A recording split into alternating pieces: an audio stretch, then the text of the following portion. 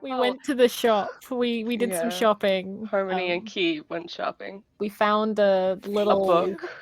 I don't know why I wanted to say bee. It's not a bee. We found a like tiny automaton, like the size of a Right. bee. Little robot bug drone thing. Yeah. Put it in a bell. Yeah, it's currently in a jar. We don't know what it is. Also got the book that Yes, got that really weird book with the eye that was like, oh.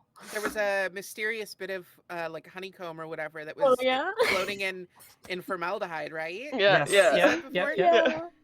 You paid a really stupid amount of gold for it, really. Yeah, I did. Listen, he was like, hey, I took a bet that no one would buy this thing, and now you're buying it. I think that was my favorite part of the whole session. I'm so sorry. I love how there was that little bit of like fun, and then everything fell apart when they nuked the beach. Well, it was like a little bit of fun between some crap, because I forgot at the church that whole thing happened to Amina and Maple. Oh Y'all yeah, saw that kind actual of blew Satan. up. Yeah. And then there From was the the nice Bible. little bee thing, and then we went back to the ship where everything blew up again. I actually missed most of the church interaction because I had stepped away, so I don't know the entirety of what happened there. I know there's some perception fuckery, but that's about it. But yeah, and then once we got on the ship, we were like leaving, sort of circling around. We got in position sort of opposite the rebel base, and then we blew up Eldaron. No, Harmony read off a list Essentially, of names. yeah. Rebels that were implicated in the death of her father, her stepfather? Stepfather. Yeah. Okay. A list of names of people that were implicated in the death of her stepfather, and then gave the order, and Alessia dropped several meteors on it.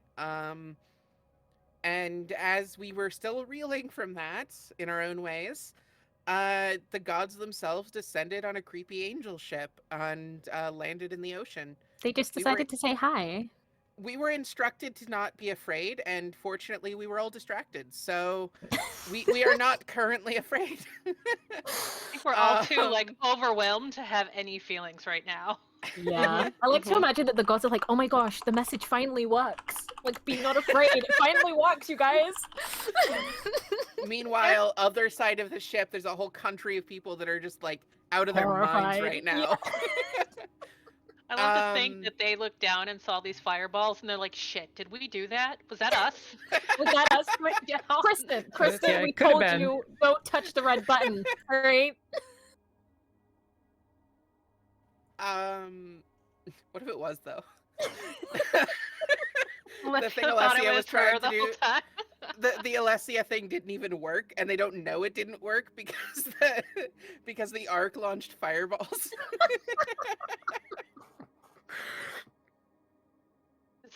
This whole thing has gone in a way we did not foresee. No. Oh God. Did I miss anything important? Does anyone want to chime in with anything? I think... That seems. Oh, Mabel and Amina found out they were being used as spies. All right. That's So that fun. was something that they've had to deal with now, because it feels like they haven't been given a choice in anything. Congratulations on being protagonists. We're all very happy to have you. Yep.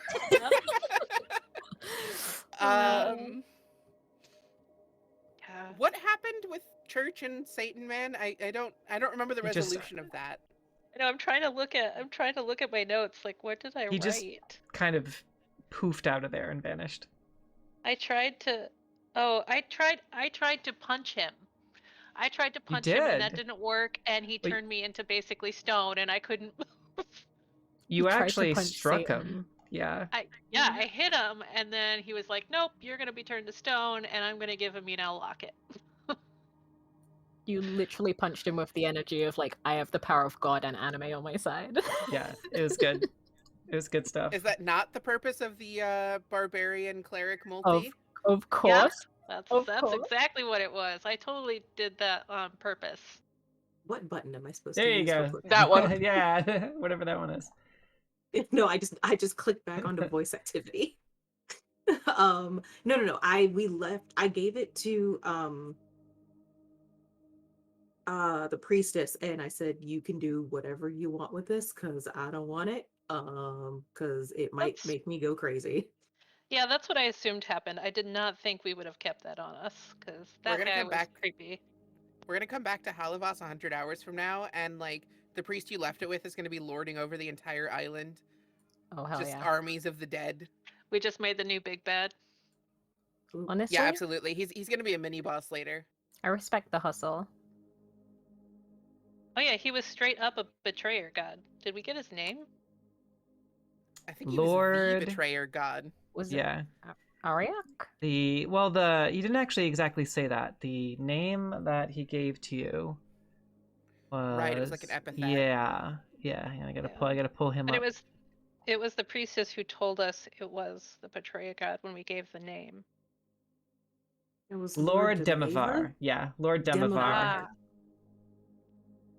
Yeah, my notes are like all over the place, so hard to find everything. I actually have to show everybody my NPCs and faction images channel real quick because I need to just grab the name of this lady. She's not there. There she is. That's her name, Arametra. I run like 10 games and I have like over 1,000 original NPCs. So sometimes You're amazing, and I don't know when you sleep. I don't sleep. I was gonna say she doesn't. But I'm doing this for the Like, tarot seriously, cards, y'all. Anytime I will get on Discord at like 3 in the morning, 5 in the morning, 3 p.m., and Essie's on Discord talking. Yeah. I think I gotta pull There's her from no sleep. Cat Girls of Stormwreck Isle. Yes, I have a game called Cat Girls of Stormwreck Isle. All right. And I'm not part of it, and that's a fucking shame. Because we're gonna double up on this character since she's in a different world. Because I want to make this tarot card pull special. Ooh. So. We love a good crossover episode. Yes. Yes, we do.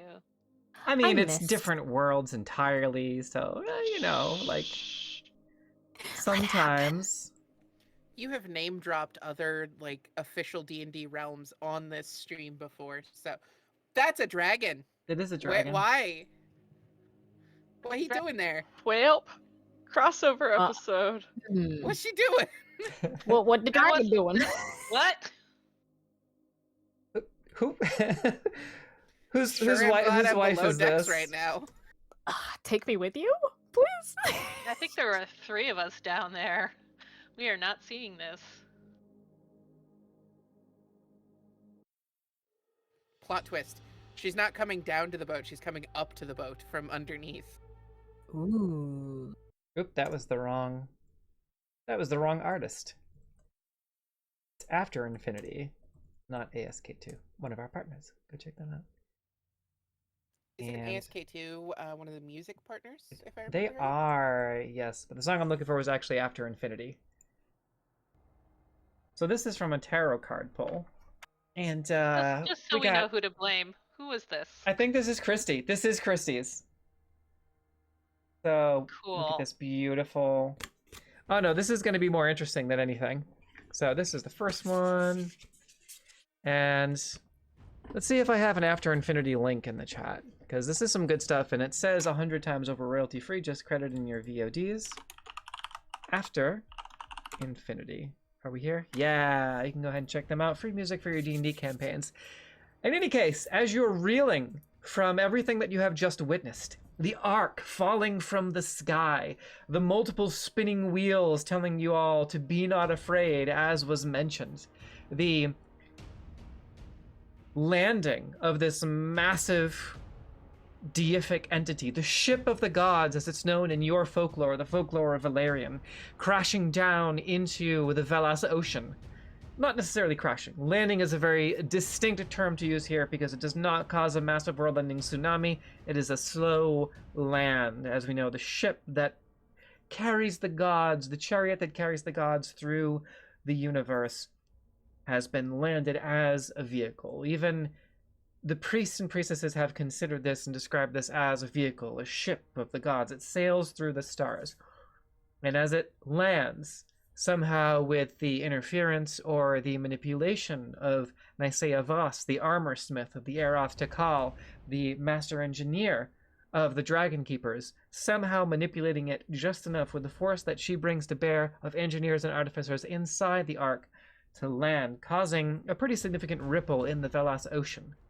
Now, as you recover simultaneously from the ash and smoke and death that is the reeking stench that is wafting across the air from the burning of Fort Atronox, the rubble fortification in the Ashenwood, you are assailed on both sides by this massive visual stimulus and these slowly spinning wheels that initially were rapidly moving around the central eye that was a enormous open eye that seemed to have veins and retinas and everything, but as it struck the water it turned a clear silver, almost like a perfectly smooth silver object, and the other rings, all containing blinking eyes around it, slowly began to stop or to slow before coming to a stop.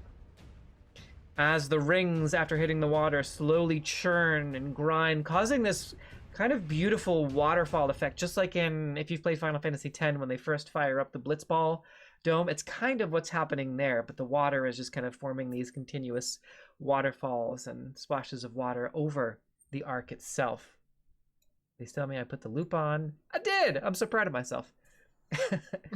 And it is now being drenched in water, and on top of all of this, to further reveal your senses, you hear the rumbling of a deep, reverberating, guttural roar. This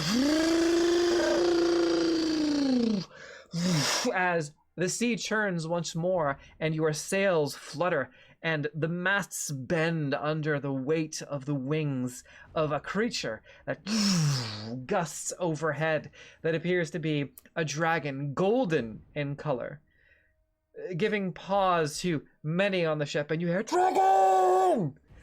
as they attempt to reach the ballistas, and you hear Alessia just still on her hands and knees after straining to cast this enormously powerful spell, this mastercraft spell that pulled meteors from the heavens, straining and saliva dripping from her mouth, eyes bloodshot, veins in her neck protruding, like looks up and just, "Stop! It's gold, you idiot!" And then just collapses back down onto one knee and just kind of wheezes a little bit as she struggles to catch your breath. And Darius just holds up a hand, and this dragon begins to circle overhead. What are the rest of you doing? I'm still downstairs. I dragged Amina down there. You did hear this Willow. roar kind of that just echoed through the ship. Willow is currently sitting cross-legged under the stairs, or whatever other dark corner she can find if under the stairs isn't possible. Her armor sits sort of open, and she is outside of it, sitting cross-legged on the floor. She is taking these like slow breaths, trying to like count and sort of ground herself and come out of the panic attack that she knows she's in. And she pulls out this rolled up sort of bulk of leather, rolls it out, and it's her toolkit. It's a wide array of like wrenches, pliers, various screwdrivers, various implements, and she just, again with these very deep breaths, just starts going through them and sort of naming them with these slow, deep breaths in between to try to focus on something else and pull herself out. She is not seeming to notice anything else around her at the moment. That's what she's currently doing. Okay. Mabel was in view of you, because she sat down on the floor after dragging Amina and Khajiit from upstairs, right? Yeah. Trying to remember what I wrote about this. Yeah. COVID, right? She hasn't reacted. She hasn't Okay. reacted to Amina and Mabel's presence. Yeah, She's I don't think she said anything to you. I think we stopped it because she saw you and was just like, "We need to have some hot chocolate." Yeah, Dad. that's Mhm. yeah. Willow has not acknowledged your guys' presence in any way. She seems to be focused entirely on what she's doing. Yeah. Okay, so with the next card that was up in the queue, this is going to be a good one. This is the familiar card that was from last session. Another beautiful card. Our friends at Weirdworks LLC. I love this one. The familiar is really pretty. What that's going to give you? Words are so hard sometimes. Rory, as you are, where is Key? Key. I was gonna call you Rory again. Where is Key in all this? Are you on the deck or are you below decks? Key's on the deck. Okay. Too many games, too many characters. Okay. So I'm gonna go ahead and place those of you who are on the deck. The dragon soars around, just and kind of keeps looking back and forth between your ship and the Stormbreaker. Also too many ships. Storm's Call. The Storm's Call and the Ark that is currently kind of bobbing up and down in the water trying to maintain buoyancy. And this dragon does a swoop overhead. As this is happening, I'm going to go ahead and place those of you who are on the deck onto the deck. So we have Kinela, where are you? There we go. Okay. I'm going to put you there for now. And Harmony, you're on the deck, I believe, right? Yes, she is. Okay, so this is where everybody's standing, relative position. Feel free to move your characters around. And Mabel, are you below decks?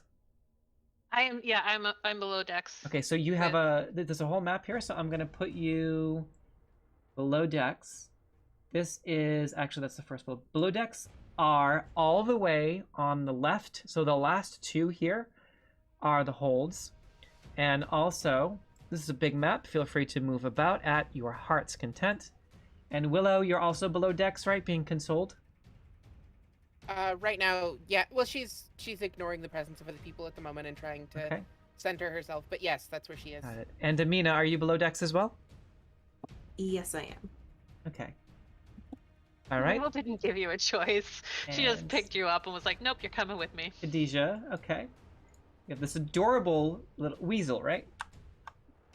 She's a mink, so A minx. technically. Yes, okay, technically of the weasel family. Yes. I, for some reason, went down a rabbit hole of weasel talk, so that was like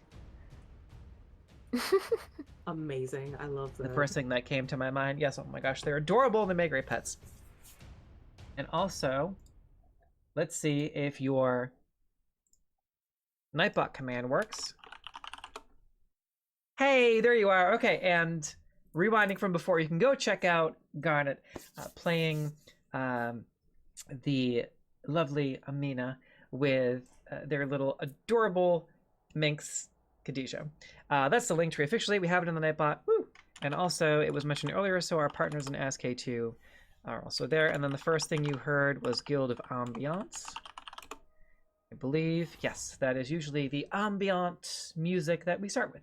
So, on the deck, as this is happening, Ferondale apparates, just kind of on your shoulders, and you can feel the claws in the back, on your back shoulders, kind of cutting through the fabric again. It's a very familiar feeling to you by now, Rory, as they just kind of scamper up, and you're like, oh, fuck. And they just kind of get on your shoulder and kind of lean back, and there's this, like, this kind of muffled, high-pitched, barely audible screech. And there's this, you can see these like tendrils of magic almost just shoot out with great force, like up and kind of dissipate in these clouds of sparks, almost like little isolated silent fireworks of magic, like signal flares. And you see as this kind of muffled roar from your fairy dragon, it kind of turns into a melodic song almost, and you hear this like almost like wind chimes is what it sounds like. And as this echoes through the sky, you see the gold dragon just immediately turn its attention over to y'all and begins making a beeline for the docks. As this happens, Darius is just, Alessia? And Alessia just kind of waves him off as she's still trying to recover and it begins to slow almost, but it's still barreling towards the deck with Harmony and Key. What are the two of you? And you can see now, all of you very clearly, on Kinela's shoulder is not a weird bird. It looks like a small blue dragon. He has made himself visible to all of you, and he is launching these magical flares trying to get, but somehow affiliated with Key, which gives you all a pause. And Daria says, "What the fuck is that on your shoulder? And what is it doing with the magic?" Peculiar bird! 'Tis but a bird, my lord. Nothing to see here. 'Tis What but are a you talking bird. about? There's nothing there. What are you talking about? You're going nuts. Gaslight Darius. Do Yeah. it. The dragon is, it kind of does another quick circle, and then it spreads its wings and kind of makes a menacing sort of hovering position in the sky, about 120 feet above you, like comes to a sudden stop, and then makes a beeline straight for the deck, is not stopping, and is speeding up.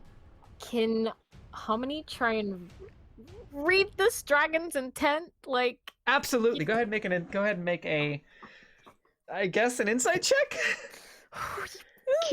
Key would have probably yelled, "What do I do?" You can hear just To Faye. calm everybody down. Calm everybody down. a 13. A 13.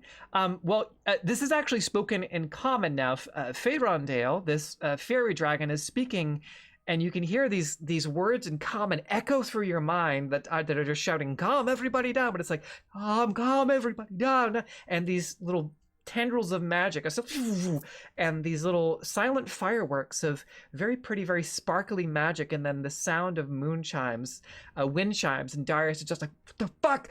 And the dragon, he kind of inches closer to the ballista, and the dragon spreads its wings and it stops just shy, about 30 feet from the deck of the ship. And Darius and this other sailor are hands on the ballista, and you hear in like this deep, kind of gender neutral rumble, speaking in common, "I wouldn't do that if I were you." And you can see this spark of light, just kind of this low light just lingering in the back of this thing's mouth as they talk. Harmony just kind of takes a very, like, not a surrendering stance, but just is very apprehensive to make any sudden moves in front of this creature, this dragon, but is also looking towards Key, like, what is this?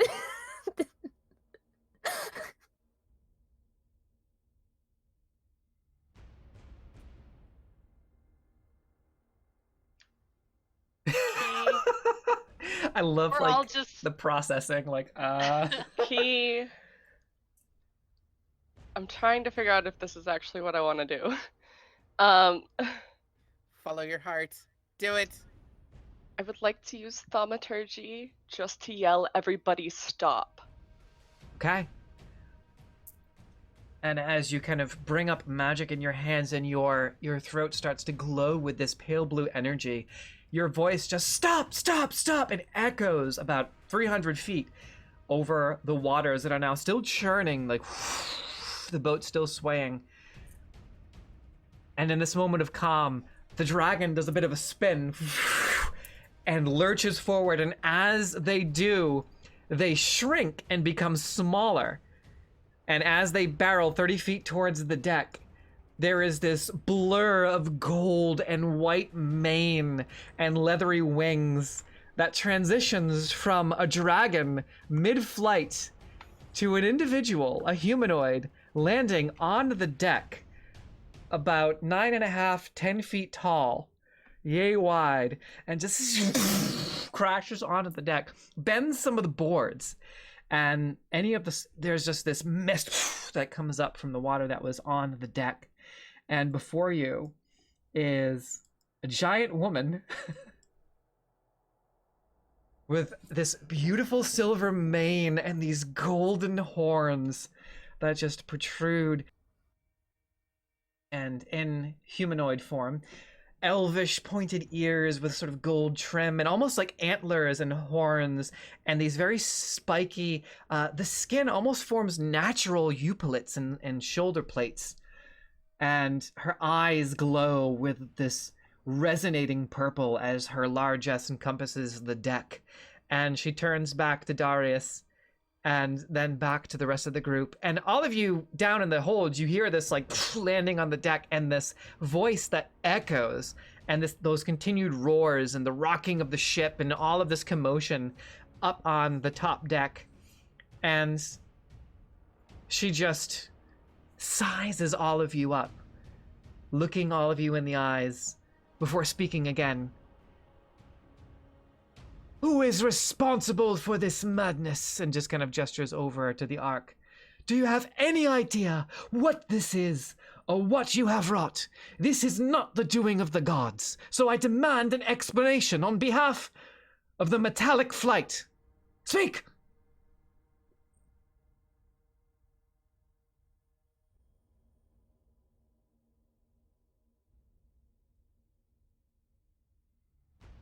I think at this point, with all of this going on top, maybe we'll definitely be like, all right, I gotta get up and go find out what's happening. Okay, all right. Anyone that wants to move it can bring your characters from the second to last or the last map over to the deck as you can make your way up to the top deck. Thank you for the follow. Cool Claws, I love that name. Okay, so she kind of looks around and she points over at Darius. You there, Dragon Keeper. What is the meaning of this? And Darius says, I am just as aghast as you must be. This is clearly a situation that must be dealt with all due haste. Darius out of his element, that's new. Yeah, thank you, Anna. All we want to do is see you turn into giant woman. And she kind of turns around. Someone else, please speak for this bumbling fool.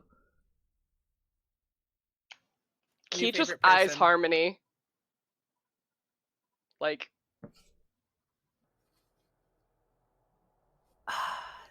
Harmony looks towards this beautiful Giant woman. giant woman. Yeah. And we'll slowly take a step forward. Mm-hmm. We were informed by a... It's rather complicated. All we know is that the Ark has decided to descend from where it was placed, and now it's here. We are as much as a loss as you are. And all of these ships in tow, the direction of which seems to be this holy relic of the gods. And what would you be planning to do once you bring all of your ships to bear about the Ark, this sacred, forbidden vehicle? To my knowledge, we were only planning to secure the site to ensure that nobody else had gotten themselves hurt trying to ransack such a obviously delicate and important piece of religious relic. We mean no harm. This is forbidden. This is forbidden knowledge. This is not for mortal eyes. Understood. But from the information we gathered, those who had the clearance to deal with this would not be arriving here for some time. We could leave it unattended if you so wish. Absolutely not. I will be taking control of the Ark. If you want to get even close to this, you will have to go through me. I will treat with you, and holy pilgrims, but access will be restricted at best. We shall see what happens when the rest of the flight gets here, and don't even think about using those nasty ballista against us. We are many, and we stand united as protectors of this realm. An attack against one is an attack against us all. And the rest of my flight will be arriving momentarily. I happen to be in the area, and I'm glad I was. This is not to become a spectacle for mortals to gawk at and disrespect. This is the handcraft of the gods themselves, and the Mettalic Flight will be taking control. Harmony will look towards Darius, just to kind of gauge his thoughts on the development of the conversation so far. Darius kind of... Keep in mind, I use enhanced dragon stat blocks in this game. I'm very excited to see the new MCDM dragon, but for now we're using Tome of Beasts and some of the other like level up 5e stuff. But I'm excited for the new Flea Mortals dragons, because those are the ones we're going to be using when they come out. But yeah, so my dragons are a little more dangerous than your and average. very pretty. Yes, and also very pretty. How dare you imply that other dragons aren't pretty? Yes. But Well, look at how her. dare this one is particularly pretty. They right? walked so she could run. Come Yeah. on. Darius just knowing that above game, Darius says, if the rest of your flight is coming, I would hope to be the one to entreat with you. We would very much like to gain access, and if there is someone on board, someone who was able to find access through, and she just, how would any mortal be on board this ship? What sacrilege is this that spews from your dirty little mouth? And Mabel loves her.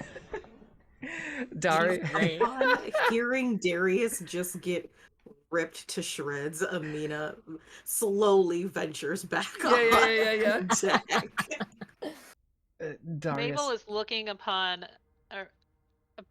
this giant dragon lady like she is Syndra herself. Like she is just in awe and like holding her amulet and not saying anything, but just so fucking relieved.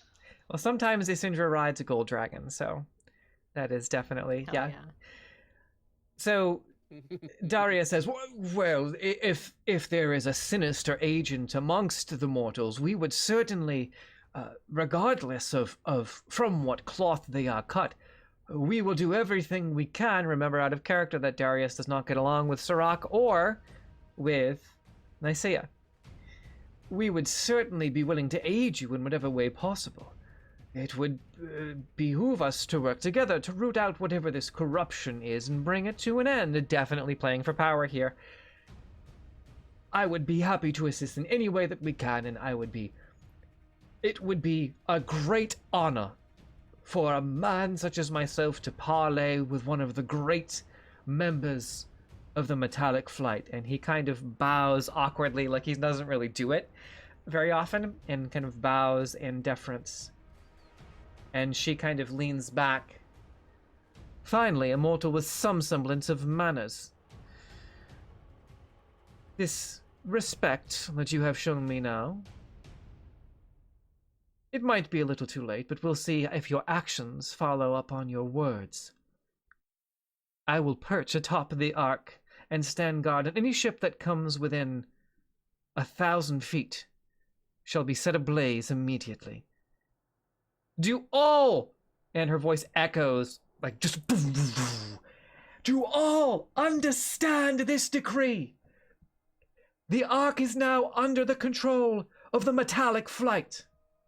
We will treat with representatives of mortals in kind and one at a time.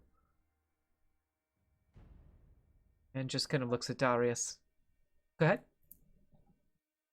I'm gonna let her say whatever her piece is, but then I'm going to like try to make myself known in her eyesight and just very like faithfully bow and say, "May I speak to you, my lady?" Hello, darling. Yes, what manners? Thank you for addressing me so politely. She kind of turns and, like, an almost 10 feet tall, and kind of slowly turns, and y'all have to kind of get out of the way, and she kind of leans down just a little bit. What would you ask of me, dearie?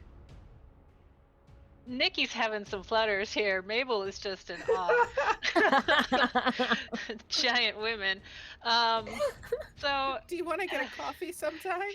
yeah. Do you wanna? I'll come with you. I'll get on your back and we could ride. As ship. as you're gathering your thoughts, she gazes over at Amina and says, "Ah, a member of the Four Houses. It is good to see you here, bringing some semblance of order and peace, I hope, to this rabble." I am attempting to do so, milady. And then she's just gonna do like her curtsy bow and not quite meet her gaze. Mainly because she's like twice her height, but also as a sign of respect. She looks over at Darius and says, "You. Why did you speak first? Why is she not in charge?" Mabel nods.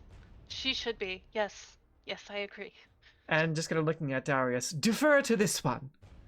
By pointing at Amina, and then just looks back at Amina and does a little head bow, and then back over to Mabel and says, "Now, your question, dearie."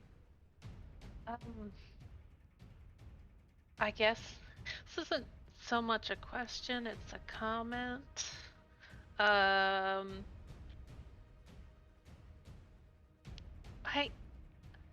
I don't want to tell you, I obviously will not tell you what to do, but I do think that it is important that you don't trust anybody on this ship. And she says that kind of quiet, like getting quieter. "Does that include you?" She says quietly. Yeah, thanks. I know. I'm like having some trouble here. I will attempt to be as truthful of a bugbear as I can be, and that is why I am telling you this. And she's just clutching her amulet because she very much is like full on believer mode that she was brought here for this reason. Amina returns the kindness that Mabel has shown her just by grabbing her paw, like as a, like support. Like, all right, we're in this together. You got this. Oh. Whatever it is you need to say to her, you can say it. Just very quietly and calmly just grabs her paw, gives it a little squeeze. Oh, I take your hand in both of my paws and like pet it and take strength from your hand. I do not want you to fall into the trap that could be woven by some charismatic people. She kind of stops and listens and kind of almost raises an eyebrow, and then looks over at Alessia and says, "This one needs medical attention." And looks back at Key That's and also true. looks back at Key and Harmony and just kind of locks eyes with Harmony. And Alessia kind of leans back against the side of the ship and just kind of moves a little closer. Standing kind of walks, very lumbers across the deck and kind of narrows her gaze at Harmony. "I sense that you are a leader as well. But also, you are very interesting, young one, aren't you?" Am I? "I think you know. Your heritage."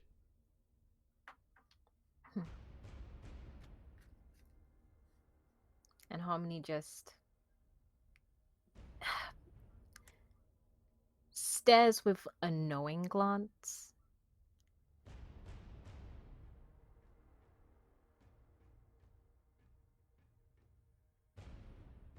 Your heritage gives you great power. But that power can be volatile. I have great control over my power. I have no worries.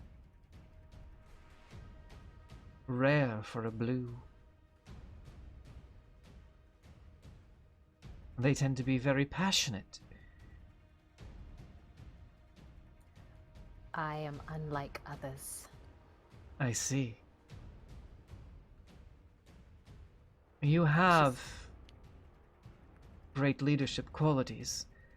Lean on that and look to those whom you lead. It will help you control. Go ahead. Me? Yeah. Oh. Sorry. No, I was just gonna say that, like, when Harmony says, like, I'm different from others, she kind of, like, smiles. It's like a forced smile, though. And, like, she doesn't like this conversation. Yeah.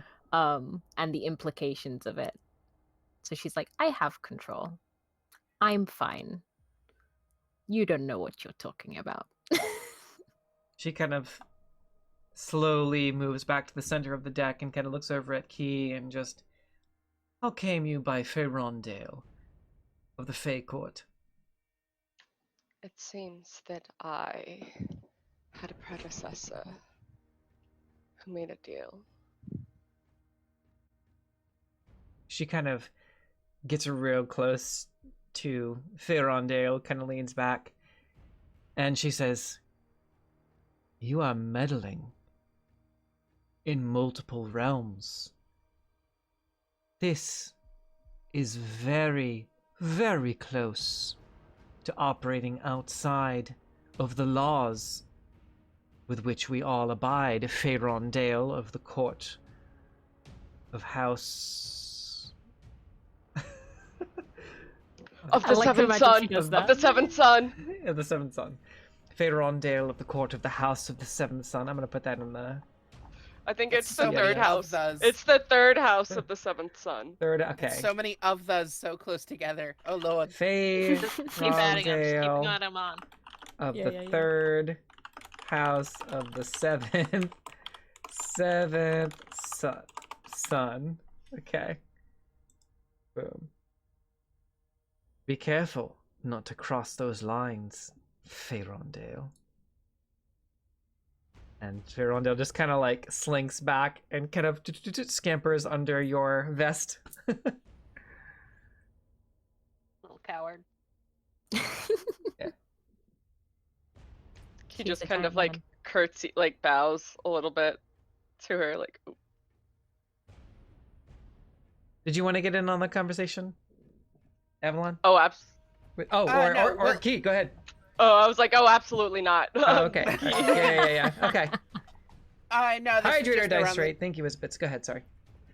This was just when Willow had finally sort of calmed herself down and sort of come back around so that she could be present. Mhm. I don't think she has any particular thing to say. Too much has happened. She hasn't Yeah. had a chance to process any of it, so I don't think she could even begin to like be a part of the conversation.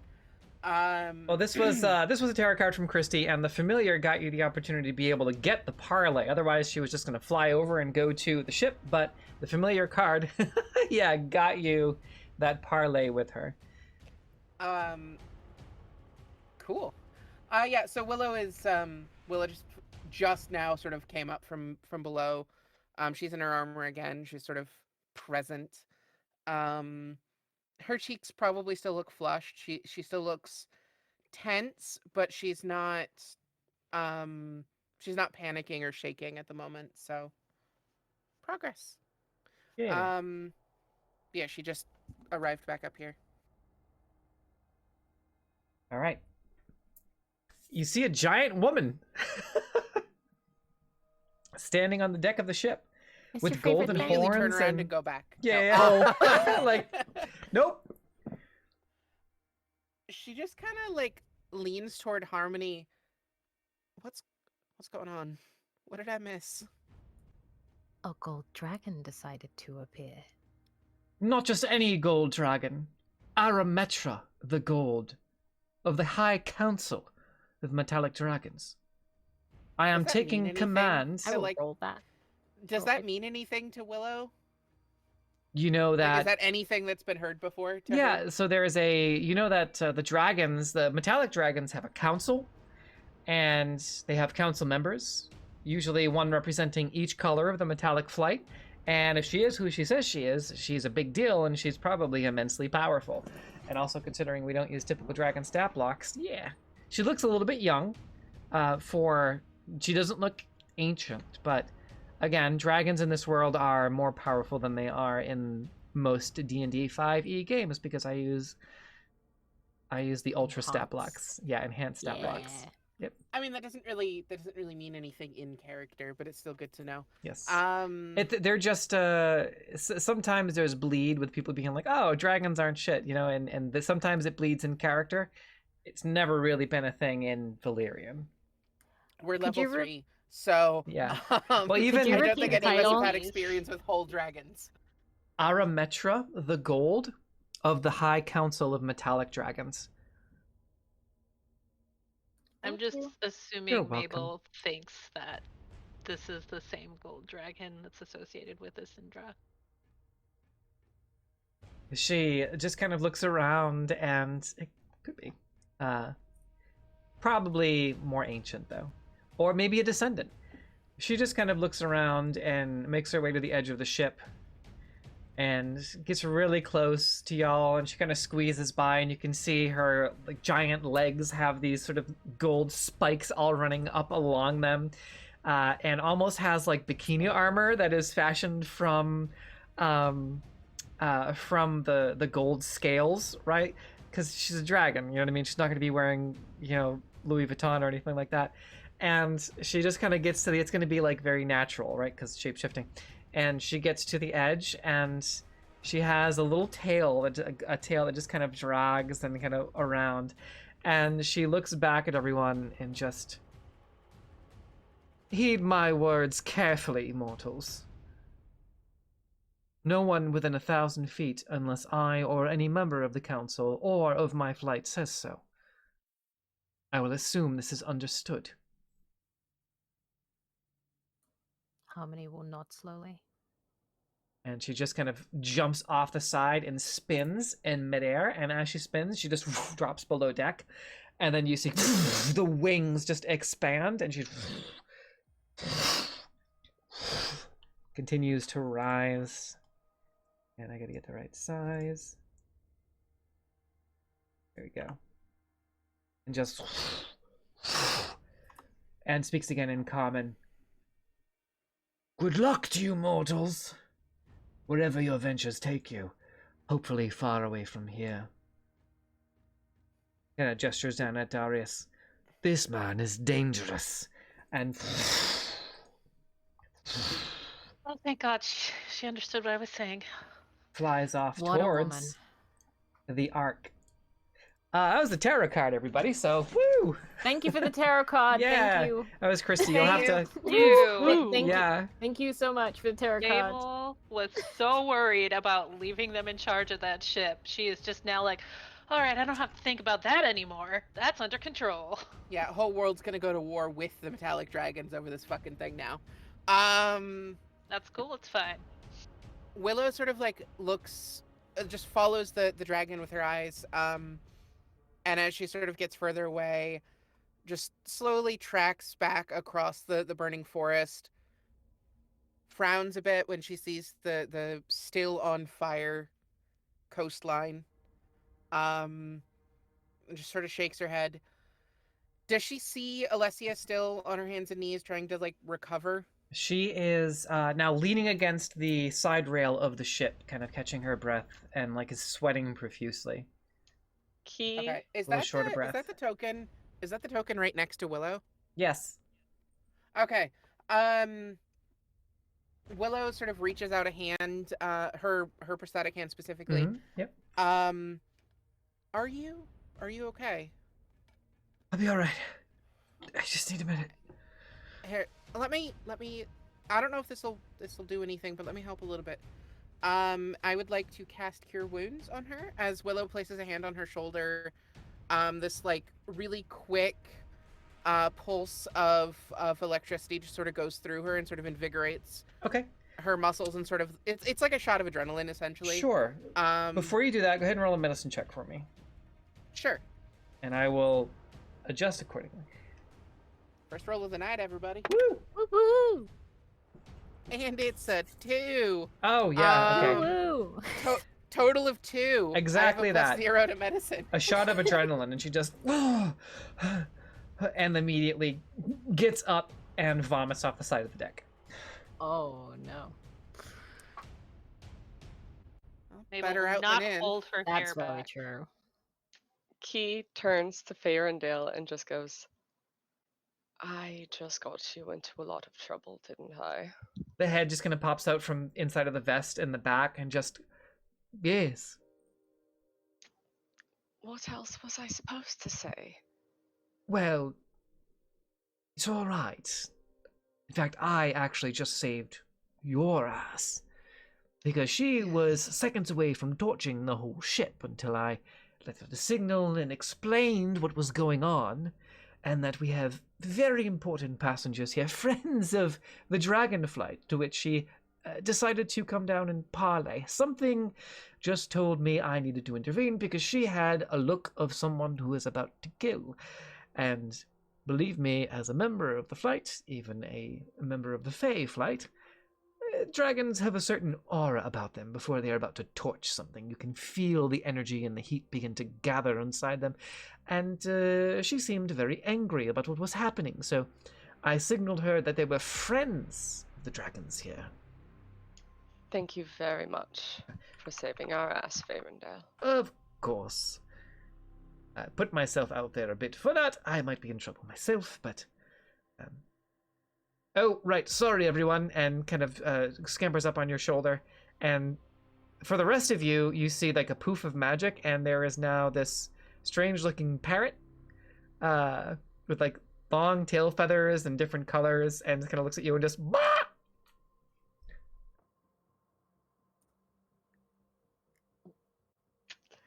Can Harmony tell that's a fairy dragon, or does she think that's a glorified blue chicken? Make an Arcana check for me. Okay. Yeah. Second roll of the Come night. Let's on, go. another Rolls two, are let's coming. go. Yeah. Another 2. Dos.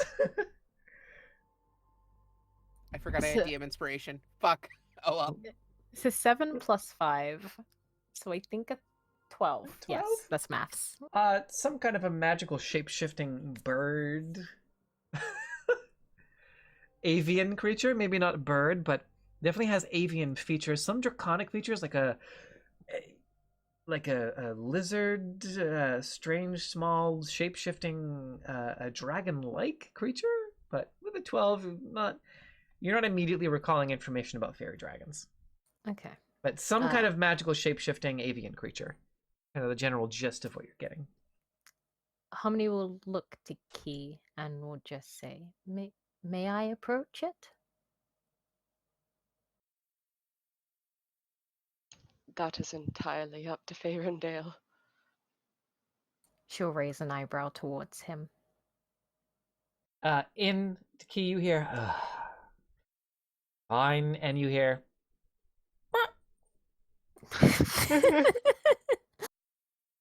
Harmony is going to... I believe he said to approach. Yeah, Harmony is going to approach this blue reptile, bird, chicken, and is just gonna like kind of like gently cup underneath its like jaw and start looking. okay. Him like inspecting him. The feathers start to kind of poof out a bit. The crest kind of goes up. Anytime she sees that like any kind of uncomfortability, she just like tries to give him scritches underneath his chin, while she inspects like the feathers, the wingspan, just everything Yeah, about this creature. Just a few more squawks, and you hear, Key, this is so humiliating.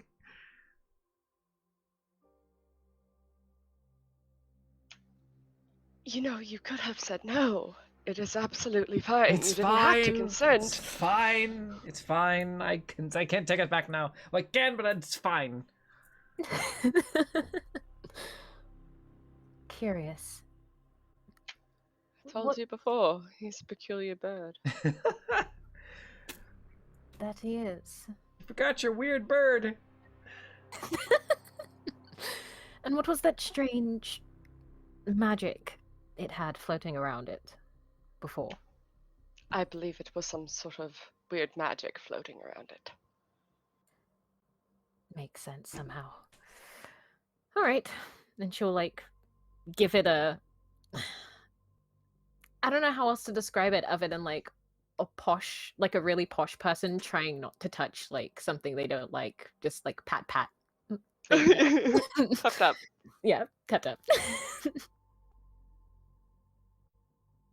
Well, Isabits, I see your tarot card, and it is interesting.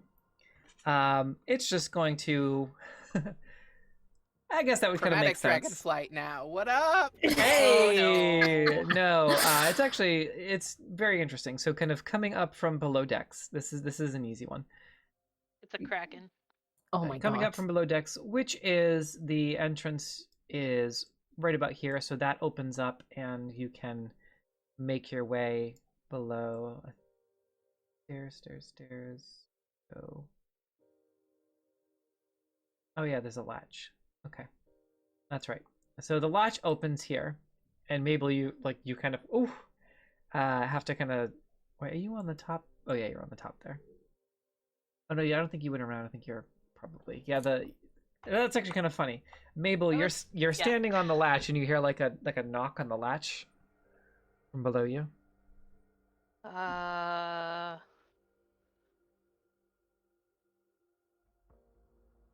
Oh. And then she moves. Like, she's just very overwhelmed and everything is taking a very long time to process. So it takes her like a full, 15 seconds before she even realizes that it's a knock and she's on top of a door. And then she'll just step aside and reach down and pull it up for whoever it is. Below, you can see, gonna step aside, a beautiful woman that you remember, breathtaking, kind of looks up at you and says, "That was interesting. Do you normally block latches?" You said she looks familiar? Yeah, it's Sergeant Liliana. Oh, who wasn't okay, here, but she is okay. now because the tarot card was an inversed fiend. So this is for no reason. No reason. There's no correlation. Please ignore. I'll show you the upright version. Yeah. Maybe it's just a weird roll table thing. I don't know. It's pretty cool. And I see your other card. I'm going to get to it in a second. Let me put this back. So that's cool because then I get to show everybody else. Yeah, we do stand Liliana. I get to show everybody else the so pretty. Beautiful new art that we got from Sassy Pickle on our Discord server. And she just kind of climbs up onto the ship and just... I do help her up. Okay. Like, she says that, and I'm going, oh my god, I'm so sorry. And it's all probably harder than I mean to because I'm so spastic right now. Like, pull her up out of the stairs. Ooh. That's one I've never pulled before. That sounds fun. That is... Very cool. I pulled a wild card for me. Ooh. Yeah. What now?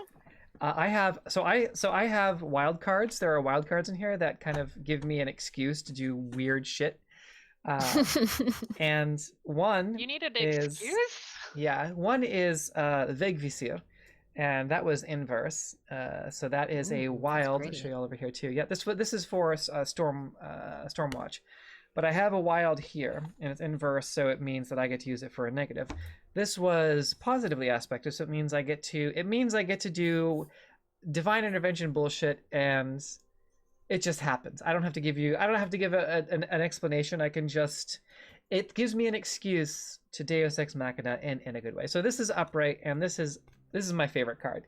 This is the Dungeon Mistress, and she's so pretty. I love this so much. This is my favorite card on the whole deck, and this is a wild card from me. And it's upright, so it's a positive. Unlike Stormwatch, which is a negative, and I still haven't used it. But we will. I haven't so, forgotten. yes.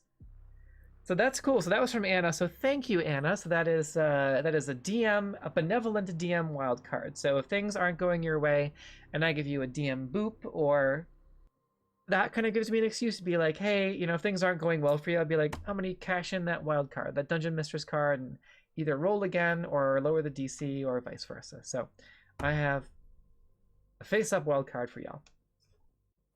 Yay.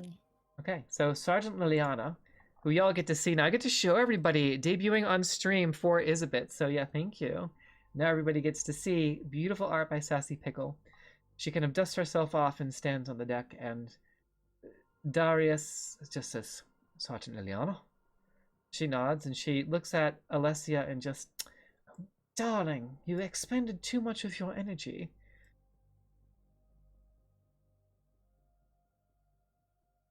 I just put it. I put her on there without hiding any of the stuff.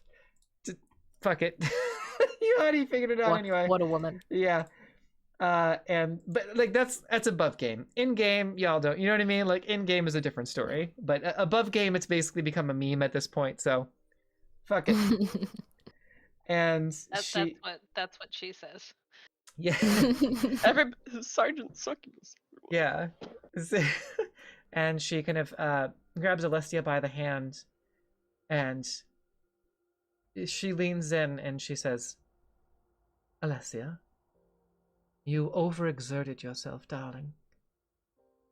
Do you consent? And she just wipes the vomit and she says, good. And then prestidigitation yourself, and you just see Alessia just wave her hand and just kind of spit a few more times off the side of the rail, and you can smell this like minty fresh cucumber melon scent come from Alessia now, and some of the dirt and residual vomit and everything that she may have had and little specks of hair just kind of flakes and flakes off and starts to sort of turn to dust as she kind of uses this silvery prestidigitation. And she says, good, now let's get you to a private quarters and we'll get you feeling right in no time. It will drain you and it will make you sleep for like 3 days, but it will heal you if you let it go both ways. That's the price I'm willing to pay. Yeah. Yep. You know what? That's the price worth paying. Yeah. Volunteer as tribute many times as she wants. Yeah.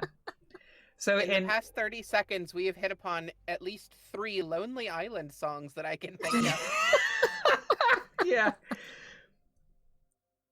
So Women. She does say it's a special talent of mine. I have the ability, not the ability, but I tend to be attracted to most people. The personality is a plus, and if any of you find yourselves in need of healing, I can use my powers and my unique talents to attempt to do so with mutual consent. And the process will leave you drained for roughly 3 days, but it can heal you and it will be enjoyable. Some of the talents I bring to bear, it is just a special, unique source of magic, and I have brought it to bear in the Vas'Kratoria to the best of my ability. And again, it works both ways, so if you're a real prick, don't expect to have the feeling be mutual. But I like most of you so far. Willow blushes furiously and says nothing. Bright red. Well, then... Thank you for this tarot card. He just has a I've been new look on, like, he just has a I've been new look on their face, like, yeah. It's not These something... tarot cards have just been giving us some good content. Yeah. It's not something I'm afraid to talk about. It's better if I'm open about it, and when the feeling is mutual, it also gives me energy. It invigorates me, and it's how I sustain myself. Vas'Kratoria is aware, and that's why they have given me special privileges within the military. I'm both a... Oh no, I'm hurt. Oh no. And she kind of puts a hand on your shoulder. In time, my love. First, Alessia is not doing too well. She needs to rest, and I have the perfect antidote for that. The perfect remedy, if you will. All natural. She kind of smiles, and a little sparkle in her very long fangs. And she says, "Come, Alessia, let's get you to bed." Thank you Oh for my the god, follow. this game is so gay tonight. I Yeah. love Really it. is. And she kind Mabel of is helps. not the. Go ahead, go ahead. I was just gonna say, I wish Mabel was the kind of character who would be like all into this, because I'm sure she's just like, oh, this is sweet. That's for somebody else. But Nikki's like, I know the I have feeling. chronic pain over here. Chronic. Yeah. Chronic. You just hear from the hole. You just hear from the hole that she kind of, before she closes the door, she says, "Like I said, in time, darling." And she just kind of, just very subtly, just kind of like puts her tongue to the tip of one of her canines, and then just gives you a little smile and a wink and closes the door, the latch. Can you do that again, please? What was that noise? Yeah, Yeah. It's It's so high pitched the mic didn't pick it up.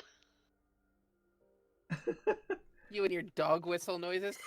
yeah. I'm. This is making me question things.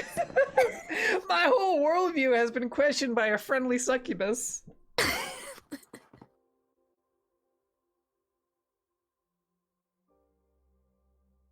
So, now that we're all reeling from horny, bonk, bonk, bonk, bonk, bonk, and I gotta bonk myself too.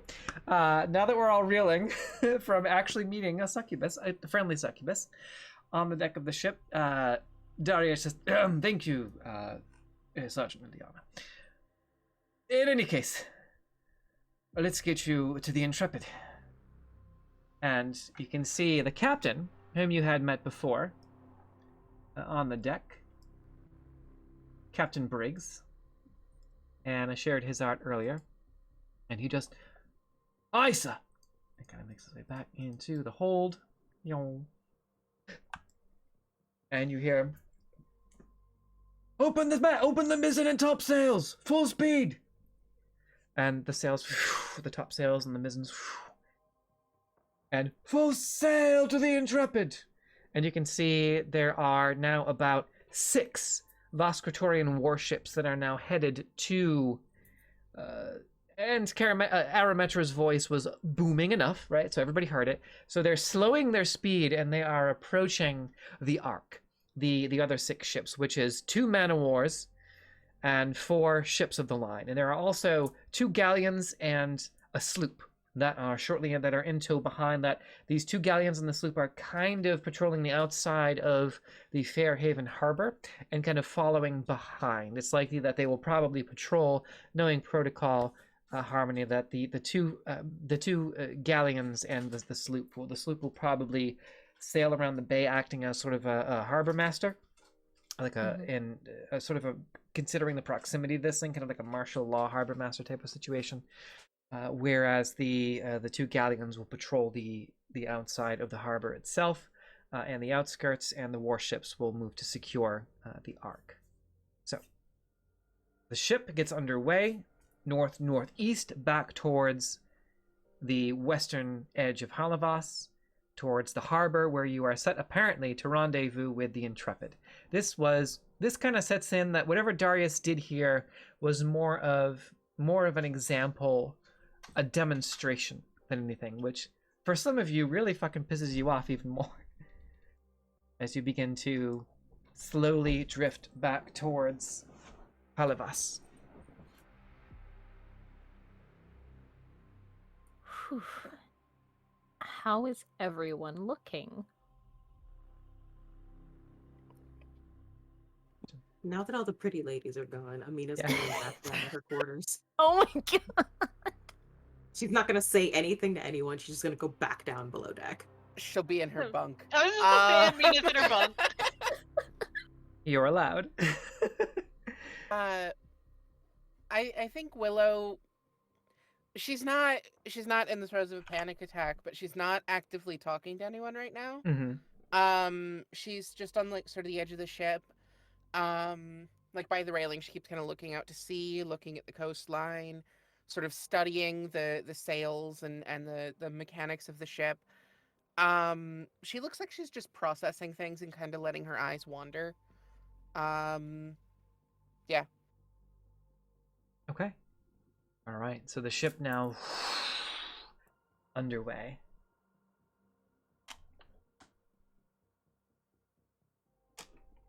There's definitely an awkward silence. Darius looks at the Ark and then back at the burning forest and just smiles again. And kind of puts his hands on the railing and looks over, very smug, and just is sizing up the devastation. And the ship now fully underway, bouncing along the waves. Mabel is also at a railing, but thankfully she probably cannot see him, because that would be bad. But she is more or less just keeping her eyes on the Ark for as long as she can see it, and just whispering prayers to herself. Okay. And then once she can't see it, she is going to go downstairs and find the kitchen. Time to go bake some stuff in the galley. Ooh. Make that hot chocolate she promised. Yes. Yes. Oh, Yes. she's on it. Hot chocolate and chocolate chip cookies. That's Okay. what's happening. All right, Do love it. I have a very important question about the canon. This is very important. Do marshmallows exist on Valerian? Oh, please. Yes. Please. Yes. Okay. Woohoo! Yes. Nice. And also remember, in the shadow of everything is the Ark is just silent now in the water. And every time you look off to the side, you see the largest eye has closed, but it's there. Just the smaller eyes are open, just looking at you, judging you, sizing you up from a distance. And the fire burns to the east, and the Ark is sitting in the west, and it's like surreal. And you're like, let's go make some hot chocolate. This seems about the appropriate response. Willow very deliberately avoids it. Like, if her gaze is tracking across it, she rather noticeably sort of skips it. Like, she does not want to look at it. Yes. It's It's uncomfortable. Mabel was staring straight back the whole time and praying and just hoping that she is being judged positively by these eyes. And then once she can't take it anymore, she'll do a little bow and then quick run to the galley. Aw. Again, lots of initial science fantasy inference, but the more that you're seeing, both above game and in game, there's definitely some metaphysical elements at play that are looming more and more, causing your initial confusion to kind of, when speaking with Ezekiel, to make a little bit more sense to your characters, especially with these eyes and everything. And I know some of us don't like eyes, but these are smaller and in a distance, so you can kind of just... All right. Anybody else have anything other than make hot chocolate, which you can absolutely do? We can just kind of go back and forth, but the ship is currently underway, and there's this continuous element of tension, thus the music. Rather than calm sea sailing ambiance, definitely your heart is kind of like, all of your hearts are probably like still with everything that has happened. So it's going to be about only 15-20 minutes to a half an hour at most before you get back to the Intrepid, which is set to rendezvous with you. Yeah, throughout that whole time, Willow doesn't talk to anyone. She's not being standoffish or anything. If anyone wants to talk to her, they can. But she's just processing, trying to categorize and organize shit in her head. A lot has happened in the last 15 minutes, and she's not sure how to deal with any of it yet. Mm-hmm. So that's kind of what she's doing. He doesn't know how to quite do anything either, so just reading. Okay. Rereading. All right. How many? Comfort book. Harmony? I was gonna say Harmony is going to approach Willow. Okay. But yeah. So Harmony will kind of move over to the side of Willow and lean against the railing of the ship before looking over to her. Willow? Yeah. Are you alright? At the moment, I think I am. I'm still trying to process all this, but I think I'm all right at the moment. Are you doing all right? Of course, why wouldn't I be? Well, and she sort of points towards the ark. Without looking at it, it's just sort of like a gesture in that direction. There's a ship full of the gods over there that barely didn't crash land. Hmm. Half the island of Hylavos is on fire. A dragon landed on the ship. Hmm. There's a succubus down below. Mm-hmm. One of those things has got to be kind of rattling you, right? After I mean, years of being in the military, you kind of learn to take things as you see them and assess later. I am taking everything in, and I will assess my feelings later. Right now, however, your emotional state of being is of importance. Hence, I approached you. I appreciate you checking in. I don't know how to feel about dragons or gods or any of that yet. The explosions definitely rattled me, but I'm all right now. I got my feet under me, and I mean I'm back up top. So Yes, I didn't notice you had gone away for a bit. Do you have much experience in the field? no, no, I don't. I've never even really been in a fight before. I built these suits of armor just at school. They were sort of expansions on, and she holds up her left hand, sort of flexes the fingers a little bit just to make the point. They were expansions on this design, and I hadn't really tested them much at all yet. Right. Well, you have my sincerest apologies that this is your first kind of delving into, well, being on the field and experiencing something like this. It's a lot. It is a lot.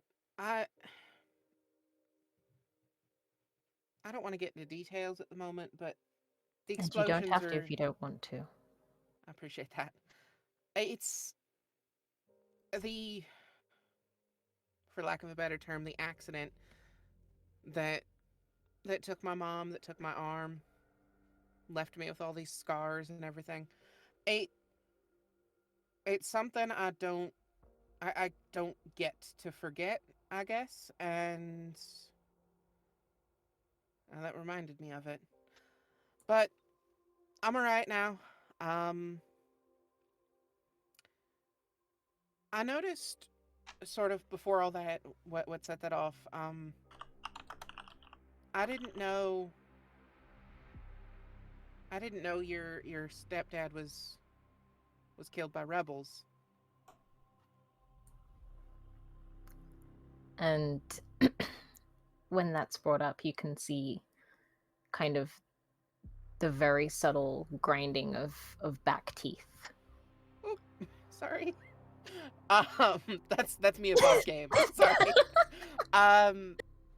Did you just apologize to my character above game? Like, Harmony, I'm DM inspiration, if you don't already have it. thank you. I'm sorry. I just I know that these rebels are a problem and everything, but I don't know, so much has happened. I'm trying to make sense of it all, and Would you classify yourself as a civilian still? As far as I know, I am. I haven't officially joined the military or anything like that. Oh God, does Then- this count as military service? Knowing the military, it could. She's like, Just. fuck, that's another thing to process. Okay. Yeah. Is that However, something sorry, go ahead. given you consider yourself a civilian, try not to overthink too much about the conflicts that go between one side and another. It does little good. I'll keep that in mind.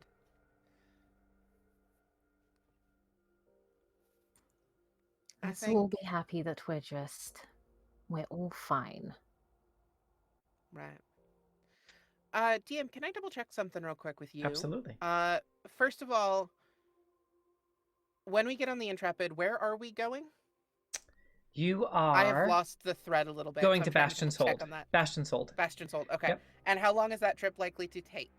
We can fast forward as much as you want, but it is about 8 days. Okay, that's what I was asking. On a like, 7 to 8 days on a in-game. faster ship in game. Yep. Okay. So that Um, could be if y'all want to get more to the meaty stuff, that could be a text RP to go back and explore maybe conversations about all this while you're on the ship. There's I'm trying nothing to play out the travel a bit too. Okay, The yeah. random encounters on the sea and stuff like that can be a lot of fun. So I'm fine either way. But no, that's I was asking just because it was going to affect the thing that Willow was going to say right now. The one thing I will Um, say is that these sea routes are heavily patrolled and heavily traveled. This is the main corridor, the main highway. So your encounters gotcha. of a random encounter between Halavas and Bastion's Hold are slim to nil. Now, if there you were aren't to a lot go of things to encounter. right, but that's Okay. for a good reason, because this is patrolled regularly by warships. So Right. yeah, and like Okay. all the time, and also by literal hundreds of merchant marine vessels. There Right. are, again, this is like the main thing. They say you do. It's the Aleutian corridor, right? As Mhm. it's called. So when you do or some call it the Aleutian shuffle. It's the Aleutian Sea and the Velas Ocean, right?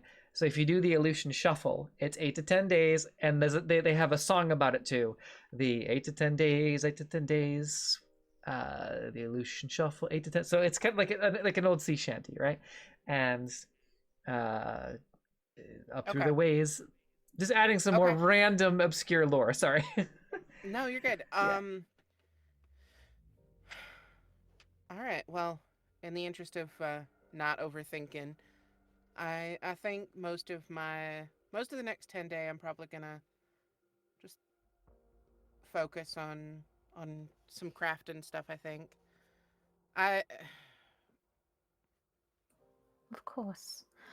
Honestly, do whatever you need to do to help calm your mind.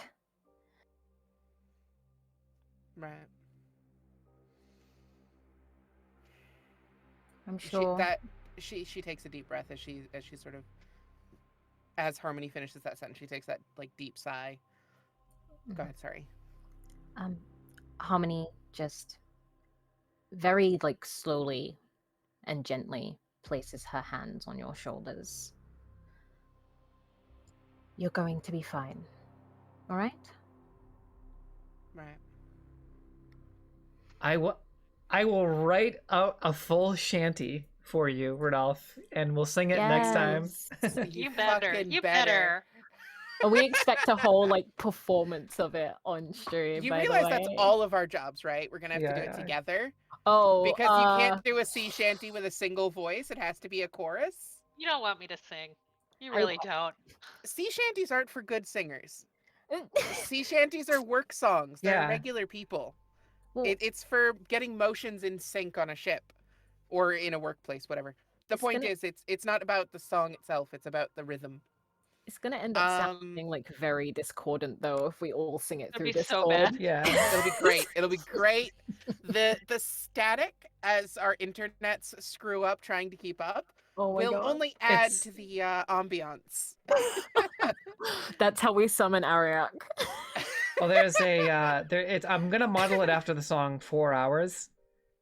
Ooh. I don't know what that is. It's so on the Longest Johns, it's on that album, on the gotcha. the one that you sent me. So I okay, sent you. yes, I sent you something? yeah, I you don't sent me remember that. you sent me a track from the Longest Johns, Ashes, and you were like, this is a song that inspired Sealy, and it really I has a sent that lot. to you like Yeah, I sent that to you like forever ago. Oh Yeah. my lord, I forgot about that. amazing. Sorry, I haven't thought about Sealy in forever because I didn't actually end up playing in that game, and I just. Yeah. Anyway, back to the task at hand. yeah, an eerie otherworldly quality to the shanty, indeed. So as you make your final approach to the ship known as the Intrepid, you can see its frilled sails and its red banners to identify a merchant marine vessel of the Vas'Kratoria as you slowly sail. And you can see all of the, it's anchored about a mile off the coast.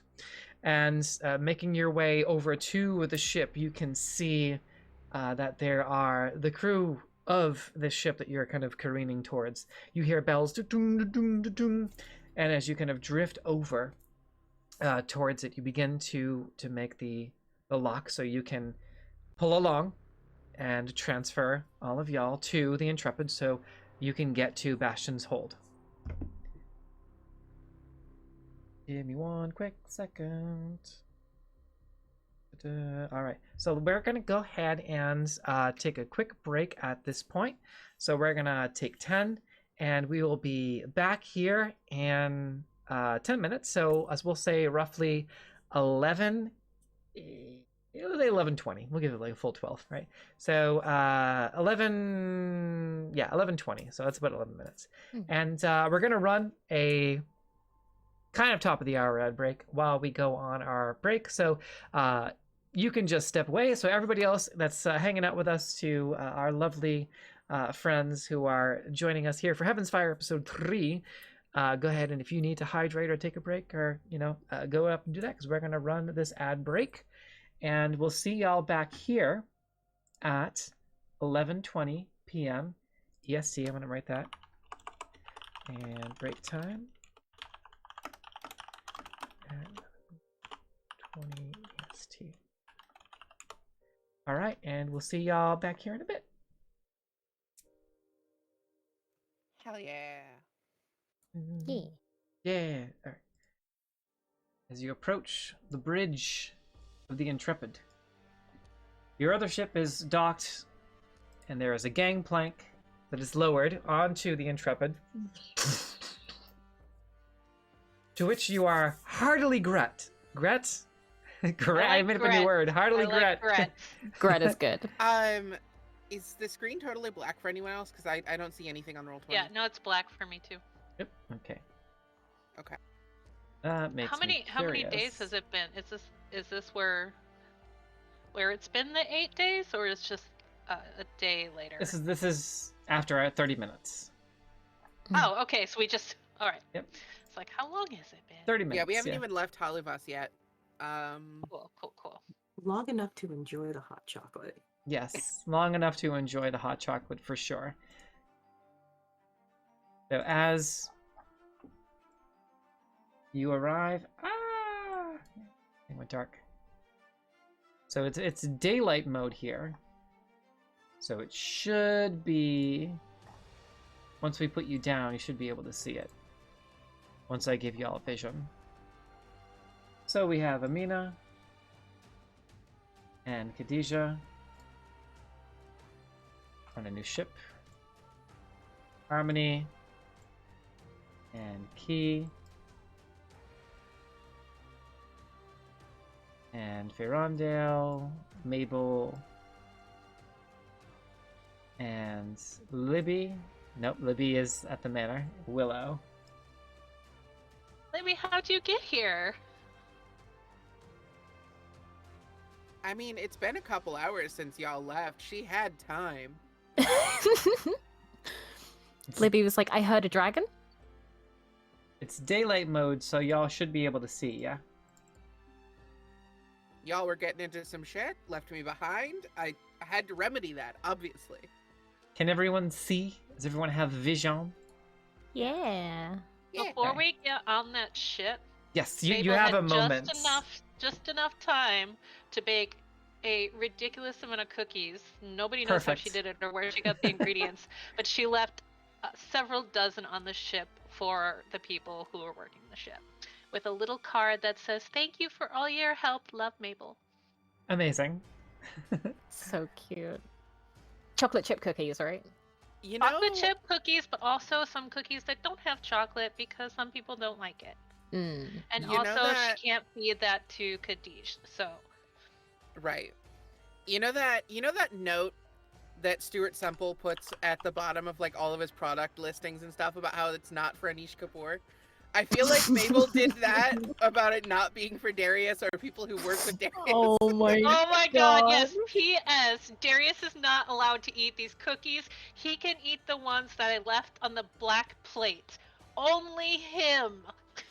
Oh my god. By eating Specific these amazing. cookies, you for verify that you are Darius. not Do you know Darius. Darius? Darius has the special cookies.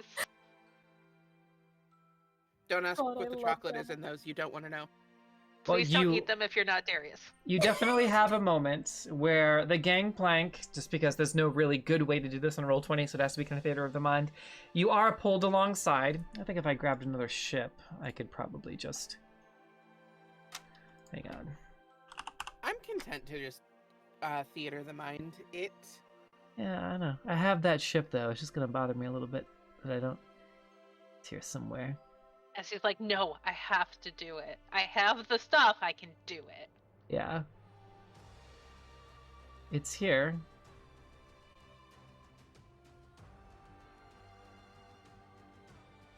I'm just gonna grab it from the eye. Copy. I was like, I know I had a thing for this specifically. Yeah, there we go. Gonna spin that around.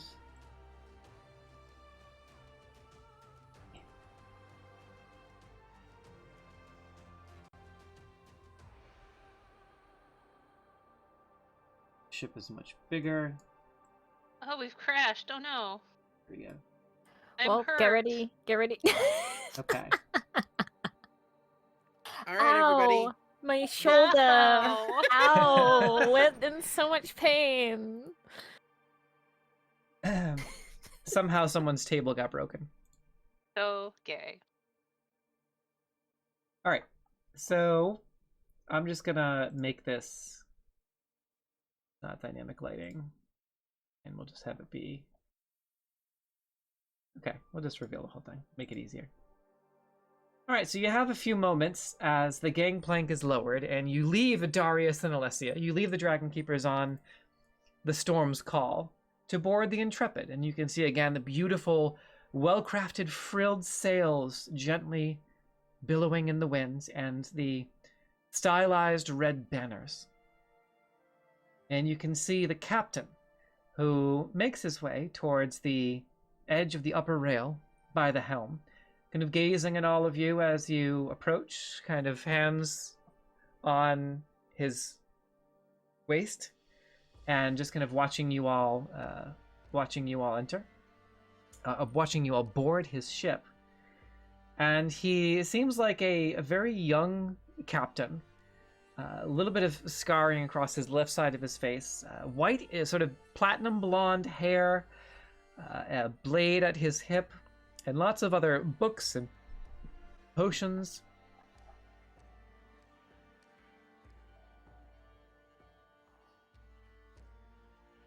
A very large spyglass.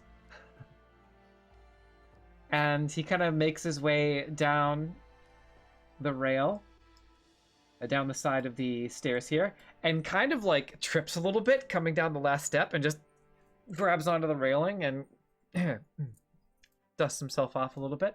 and just no one saw that. And he gets real close and waits for all of you to board. Oh, bless this sweet child. No. Hello. Welcome aboard. Hello again, Eric.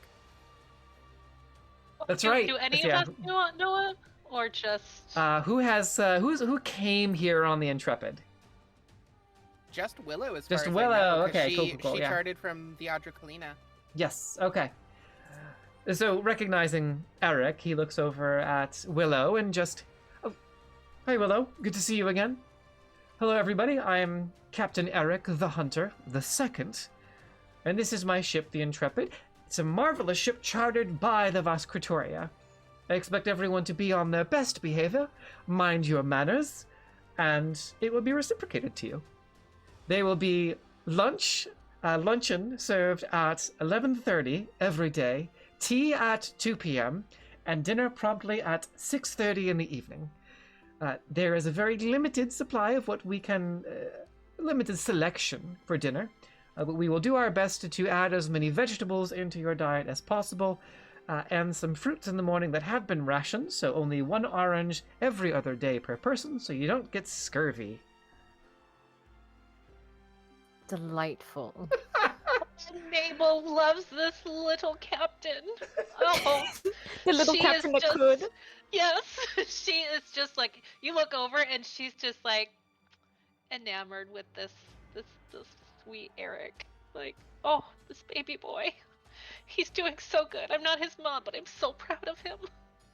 Mabel just sends one of her butterflies to go flit over, land on his head, and then come back. She doesn't say anything. She just sends one of the butterflies to just fly around him for a second, and then it flies and flutters back to her hair. Okay, he just... Oh! It's a little butterfly. How about that? Hello, In my little notes- butterfly. In my notes, I just wrote, Captain Eric, a very good boy. Yeah. He just... Hello, little butterfly. And looks at all of you and kind of... all his stuff is kind of awkwardly banging around as he walks, and he tries real hard to keep it all in place. He's kind of like weighed down by the spyglass and the baubles and the blade and everything. He's only about 5'7" or so. 5'6", 5'7", and kind of adjusting the harness. And Darius says, one of our best merchant captains.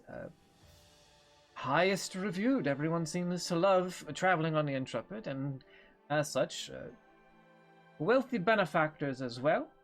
And, well, here we have it. They'll take you back through the Aleutian Corridor, and we'll tend to business. I'm counting on you to check in with the Lawmaster upon reaching Bastion's Hold, the job boards, and make your presence known. Kind of looks at Harmony. You know the drill. Understood. Of course. Very well. Harmony is, as you know, in command. And, well, that's it. Shove off! And the gangplank just... And Darius just... Might and Majesty. Might and Majesty. And they slowly begin... Slowly begin Well- departing. Mabel makes no attempt to say goodbye or even look at him. Pretty sure the pretty dragon lady said I was in charge. Yes! Yes. As far as Mabel is concerned, Amina is now in charge of everything. And Mabel is now her bodyguard. Oh yeah. Did you Oh, say y- bodyguard on purpose? Bodyguard, I like that. No, but I'm gonna keep it that way. Right? Totally Oh, meant to yeah. say that. Yep. So, as the Storm's Call departs, Darius remains on the deck and just maintains eye contact with all of you as the ship slowly Nope. careens off in the distance. And he just has this terrible grin on his face the whole time as the Storm's Call, the intimidating presence that is the Storm's Call, just makes a 180-degree turn and tacks south by southwest back towards the Ark. It leaves your field of view, and as the sails unfurl through a series of hand gestures on the Intrepid, you can see there's a little creature. It's kind of standing there watching all of you. big fins, soft and scaly, but looks like really smooth skin. And just kind of looks up at all of y'all and looks back at Eric, and with a soft finned hand, just looks up at the captain and just. Oh, he's so cute. And Eric said, "Oh, this is Captain Eric. This is my first mate, Marlin." And you can see the little fins slapping on the ground, like kind of turns to all of you and. Hello again. And is this kind of and then hello. Incredible. I love this crew. Can we keep them, please? I want them. I adopt them. They must I come could- with us everywhere. Actually, I'm getting a little dry. I could use some help. Wait, Captain, do we have the nets down? Oh, yes. Great. Can will somebody mind give me a hand, please? Just a little. Oh, Mabel's right there. Okay, as you have this moment, right, where you kind of lock eyes with each other. It's like, I'm a little dry. I need to do a dip over, and he just kind of takes his fins up and just. Puppies! Please. Oh, you're so cute. And you You can realize now that the DM knows we love them, the question is going to become, no. can we keep them alive? Yeah. Oh my god. And he says, yeah, just you can just toss me over the edge and I'll get back up with the nets. Are you sure? Yeah. No, I'm a very good swimmer. Okay. I believe There you you. go. Does he I'm have a a little ski papa? Not currently. Okay. He's so cute. Mabel's just like holding. She's like, you are just. Is that offensive? You're just adorable. I think you're the sweetest thing. All right, I'm sorry. And Yeah, he'll no, go yeah, over. sorry, I get a little dry. So, and just kind of slips out and just whee, and kind of just splashes into the water. Very little splash, and just kind of, yep, gets a little. You can see them kind of diving and keeping up with the ship. And after about 5 minutes, just kind of clambering back over the deck. Just, and all right. Oh, that settles that. That'll be good for another couple of days. And just wet fins on the deck. And he has like a little fishtail in his mouth, and it's like, oh, sorry, I had a little snack. Kind of takes out the tail fin, and it's like a few bones. It's like, oh, sorry, I'm so sorry. That's very rude of me. It kind of goes over to the side and just throws it over the edge. Okay. Oh my god, nothing bad can ever happen. Nothing. This is with the fin head. We're underway, Captain. We need to give this precious bean like an outfit like Sandy Cheeks from SpongeBob so that he can come with us. Oh, yes. You're an artificer, right, Willow? You can do this, right? I wasn't listening. I was looking up a spell. What? You need to make this adorable little fish an outfit like Sandy Cheeks so that he can come with us. Given some time, I could theoretically do that, but I don't currently have the tech. Like, I don't have the materials. I could give you money. I was gonna say, if y'all want to fund this, We'll sure. fund this. Can Yes. we kickstart this? Is that what we're doing right now? Yep. I'll talk We'll to. No. Mabel's having a bake sale. We're gonna have a bake sale, and we're gonna raise money Oh my for god. this little guy to come join our party. Yes. And then we we'll all, and like, then we'll do a bikini car wash too. It'll be great. Yes, we'll put out a Mhm. calendar. We'll sell it. It'll be so good, you guys. Mabel in a bikini. Yes, We love get on it, this ship please. For 30 seconds, and we're already planning on how we're gonna steal the first mate. Well, Isn't this how it always goes in adventure It's parties? not. please It's not commission that thievery. artist to do Mabel in a bikini. It's The one that I surprise showed you. adoption. Yeah. It's not Surprise thievery adoption. if he consents. Exactly. Well, I mean, he's got a crew. He's on this very lucrative crew. It's and there's it's a pretty sizable crew and well functioning. But the sails unfurl and there's like you hear like a and almost like one of the sails gets kind of caught, and you see the captain look at the mast and just runs down. He says, "Fucking guy! I paid him to fix it."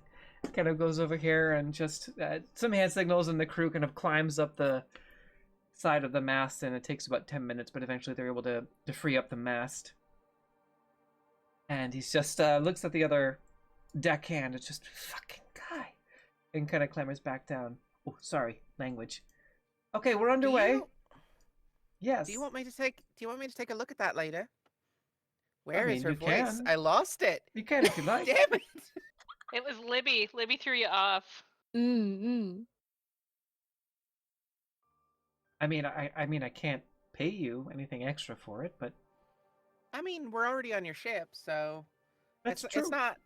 I can do that at some point over this journey if you want. Awesome.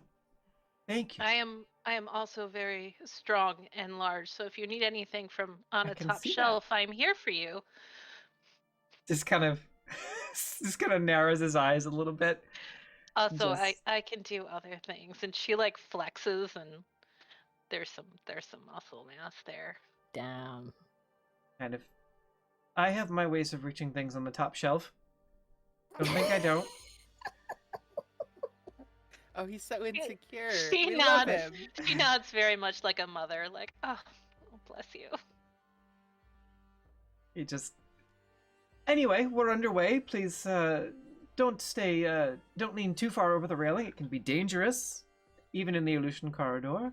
And enjoy your trip. Any questions, you can approach myself or First Mate Marlin, and we'd be happy to assist you however we can. Breakfast, again, a bit scarce with some fruit, and we have some granola that has some dried cranberries in it. But beyond that, the best is lunch and tea time.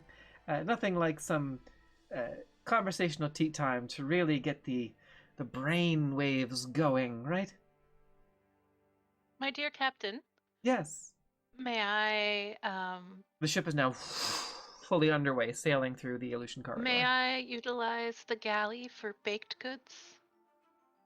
Absolutely, you can, yes. Oh, wonderful. I love to bake. I hope everybody loves brownies, or I can make blondies. I'll make both. It's fine. I'll make both. And she just turns around. Both would be fantastic. Both would be good. Both is good. Well, we welcome the presence of a baker on the Intrepid, and we're happy to have you. So essentially you're getting the vibe like this is essentially the son of someone with great wealth and power who has... The ship is immaculate. It has... And the ship immediately... Some of you are going to have to catch your footing because of how fast this ship is.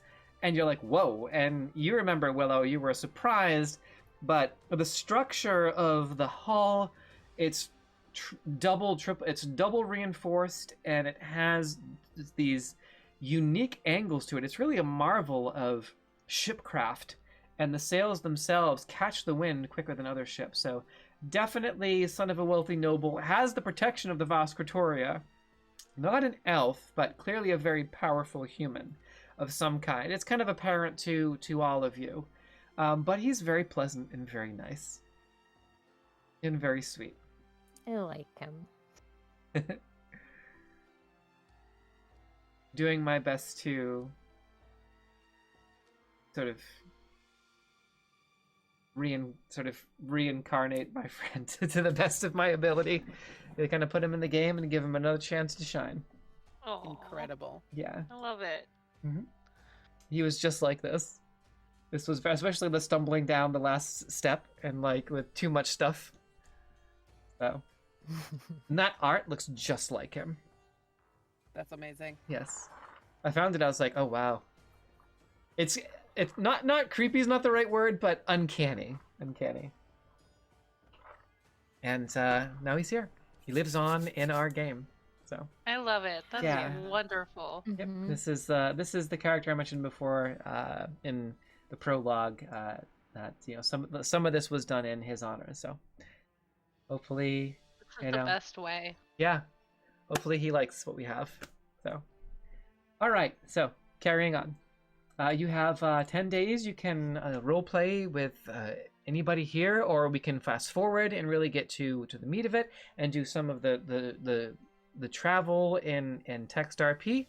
Whatever you want to do, I'm here for y'all. So we can fast forward. Again, this is a major shipping lane. It is regularly patrolled by hundreds of merchant marine vessels. It is patrolled regularly by the Navy. The pirates don't come to this particular corridor. This is more like a travel corridor. There are other shipping corridors that go back and forth between the Southern Isles and Takal and the Cairosian Empire. Those patrol routes are intercepted, but this main travel route, this main highway or seaway, is very safe. And anything that has caused any trouble over the past several hundred years has been dealt with pretty thoroughly. So, however y'all want to handle that, the floor is yours, however you would like to proceed. The only thing that Mabel would like to do this entire time is bake an insane amount of baked goods to the point where, like, where is she getting these ingredients? She's just...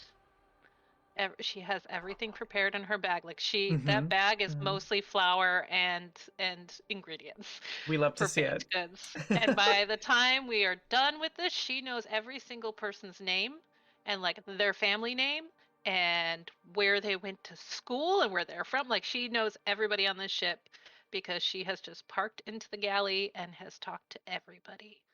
And everybody knows her as Mama Mabel. Incredible. The first time that you bake cookies and the captain tries one, you see him kind of take a bite and just kind of chews it for a minute and then just... Where did you learn to make these? How did you learn to bake like this? A lot of time and a lot of patience. Just kind of continues eating very quickly. This is the most incredible cookie I've ever had in my life. Oh, Mabel is so pleased. Oh, so happy. I'm so glad you like them. Can I take a few of these for the captain's Oh, quarters? you're like, no. Is that okay? Here, let me make you a plate. And I just go and I start putting a whole bunch in a tub. My gosh. Just for him. My gosh, these are incredible. These ones are just for you. If you have any ideas or anything that you think you need to open a bakery. That I want to do that. I want to do after everything calling. is done. I'm going to open a bakery. I feel like that's your calling. You need to open a bakery. Me too. You're just kind of already eating a second one. Like, this is incredible. I would like that very much. I don't know how you make them this good. I'm so impressed. I'm so glad to hear that. I will keep baking whatever you need. I'm here. You tell me. And you do brownies too? I do brownies and Can you please come back on my ship like as many times as possible? If not just for the baked goods. Yes. I'll even give you free passage. There might even be some work for you. I'll see if I can charter a special job for a chef on the ship. And I know you're probably busy, but if you ever want to be like a chef ship, and my father's a lawyer, so he has a lot of, I think we can probably make that work, right? He's kind of invested in continuing the family business, right? So, I could probably ask my father. I know we're doing a lot here, and then maybe I'll open a bakery in Pharos so that anybody who comes into port can come to my bakery. Though I do know that my baked goods are very good with sailors because my husband used to take them on his merchant ships all the time, and he would bring boxes, cargo crates of cookies. It was wonderful. I love that story so much. I want to hear more.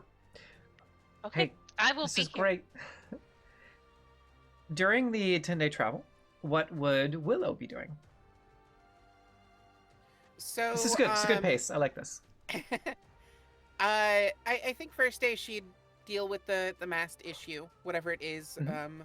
She'd climb around up there and figure that out. Okay, go ahead and make me a.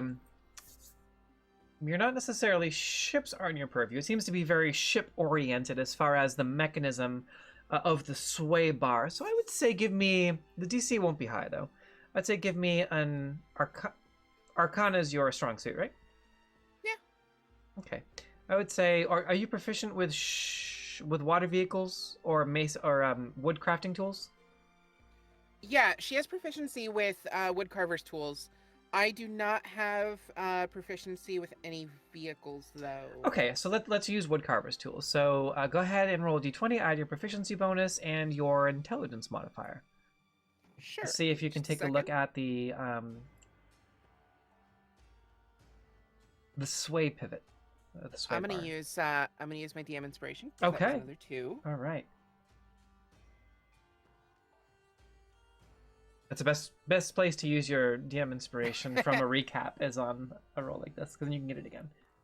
That was a total of 21. Yeah, so it takes you only a couple of hours. You have to oil it, and it seems to have been the wrong size or oversized. So you have to the metal casing, with which allows the rotation and allows the mast to sway, right? The rear mast. I don't have my ship diagram up. I forgot to do that. So, but it allows the rear mast to sway, right? So when it tacks and you have the mast that's towards the aft, it was a little bit too big, so it's kind of getting stuck, or it gets getting stuck on itself. So a little bit of oil, and you're able to kind of like take off some of the steel and hammer it into place properly, and make some adjustments with some of your tools, kind of slimming it down, re-welding it sort of into place with some of your artificial. Yeah, she does Some of also the have Artifice proficiency Fire. with Smith's tools. Yep. So I imagine that's also relevant with Yeah. manipulating the metal and whatnot. There's certainly some fire and some carving away at the finer points of wood and some hammering, but eventually you fix it up, and the captain is just, that's so impressive. Thank you. I don't know. Of course. Is there, how can I express my gratitude for the free labor? Do y'all have any extra materials I could have? Fabric and the like? I'm sure we could spare some. Yeah. Ran out of coin back in Halavas, and I'm a bit short on a current project. If it's basic materials, anything you need. Sure, let's go down to the hold and check it out. Okay. So above board, I spent 100 gold on materials back in Halavas. Okay. To go towards the bag of holding that she's Sure. currently making. I need 200 golds total worth of materials, not counting the magic material that we already talked about. Okay. I don't expect to get 100 gold worth of materials on this ship. Let's say you get about 25 gold worth of materials. Bitchin'. It takes better part of a day to gather everything from.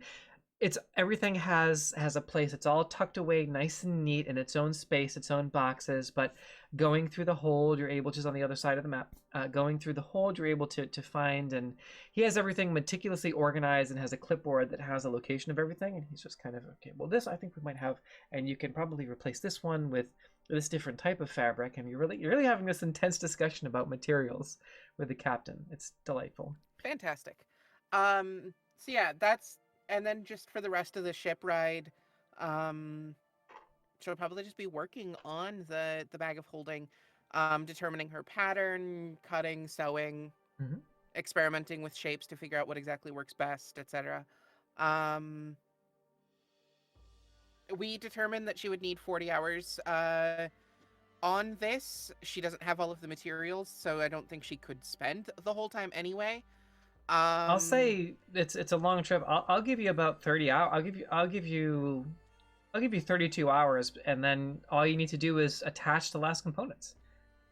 Okay, cool. That's if you have other downtime activities, now's the time to do it. So that's actually that's good stuff. Cool. And then yeah, just in between, I guess she'll just study the ship some more, try to learn more about its workings, and just talk to people if anyone wants to. I mean, she's not an adept conversationalist or anything, so she's not like starting a lot of conversations, but she's not averse to talking to people, so she'll just work on stuff, study stuff. I would say mark down in your notes 1 of 4 downtime weeks accrued to learn proficiency in water vehicles. So 3 more downtime spreads, or 3 more downtime periods, and you should be able to potentially become proficient with water vehicles. So mark that down, 1 out of 4 for now.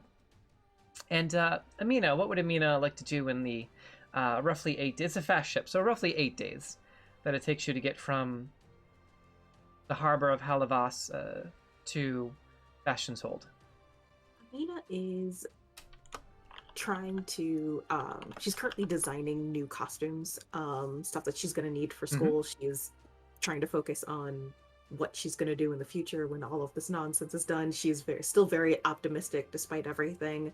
Some of the outfits are a little bit darker in color than she would normally do, but they're still very lively, very, able to move and whatnot. And when she's not drawing, she's out on the deck playing for the sailors as they're like going about their tasks. So she's just kind of like playing music for people at one point, just because she's feeling slightly mischievous, which is starting to mean that she may need to do her rest and change seasons. She just starts walking behind the captain and like scoring him, just playing music behind him like throughout his day one day.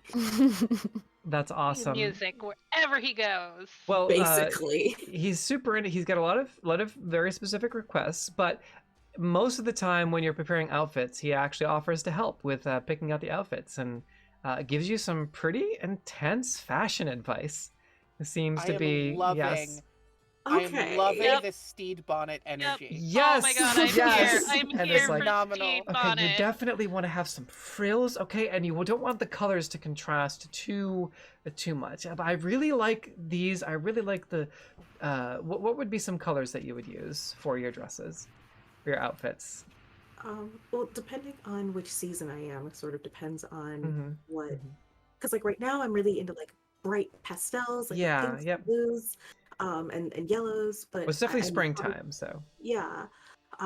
But I tend to shift with the seasons. So like when summer comes, I'm gonna want more like oranges and reds and just really loud, warm colors. And then with fall, similar but more burgundy and burnt orange, like sunsets and browns. And then once winter comes, it's very much white and black with just hints of color, because new life will come, but first everything must sleep. So as you're putting these outfits together, and the captain is like, that's really beautiful. I love these descriptions. Have you considered like a purple trim with the gold for summer when that comes around? I think that would be really nice. Purple trim. And she just sort of writes that in her notebook next to a sketch. It's purple kind of strikes me as even though it's a cooler color, it has some heat to it, and it really, I just think some nice purple trim or some purple, something bird-like almost that gives you this kind of flowing natural pattern, and then the golds, and then the fiery. You can do the, and then as time goes on in the fall, maybe some more, like you said, of the browns. But I definitely think for most of the summer, some purple trim would really make things, pop. Okay. Yeah, thank you. Of course. Never forget frills either. Frills are definitely for summer. Love a good frill in the summertime. Do me a favor and make a series of, we'll say, 3 performance checks for the 8 days that you're here. Yeah, definitely big steed bonnet energy, for sure. I love steed bonnet. Yeah. I was thinking of Steve Bonnet as soon as you mentioned him being like a rich boy. Yes. I was like, 18 for the first one. Okay. As soon as you finish your first performance, the captain just kind of wipes a little tear from his eyes and just, it's absolutely beautiful. You're so good at this. 15 for the second one. Yep. Okay. You also have a tarot card request. I got it. Thank you. Heard and seen. 26 for the last one. 26. Dang. Okay, yeah. By the time you're approaching Bastion's Hold, there is this beautiful melody that just emanates from the ship. It's one of the last evenings of your trip. The stars are shining. The moon, I think, by this time is full. We're going to call this a full moon. Or we'll say it's 1 day away from a full moon. So please someone remind me. Does Valerian only have 1 moon? Valerian has 2 moons. 2 moons. Yep. It is...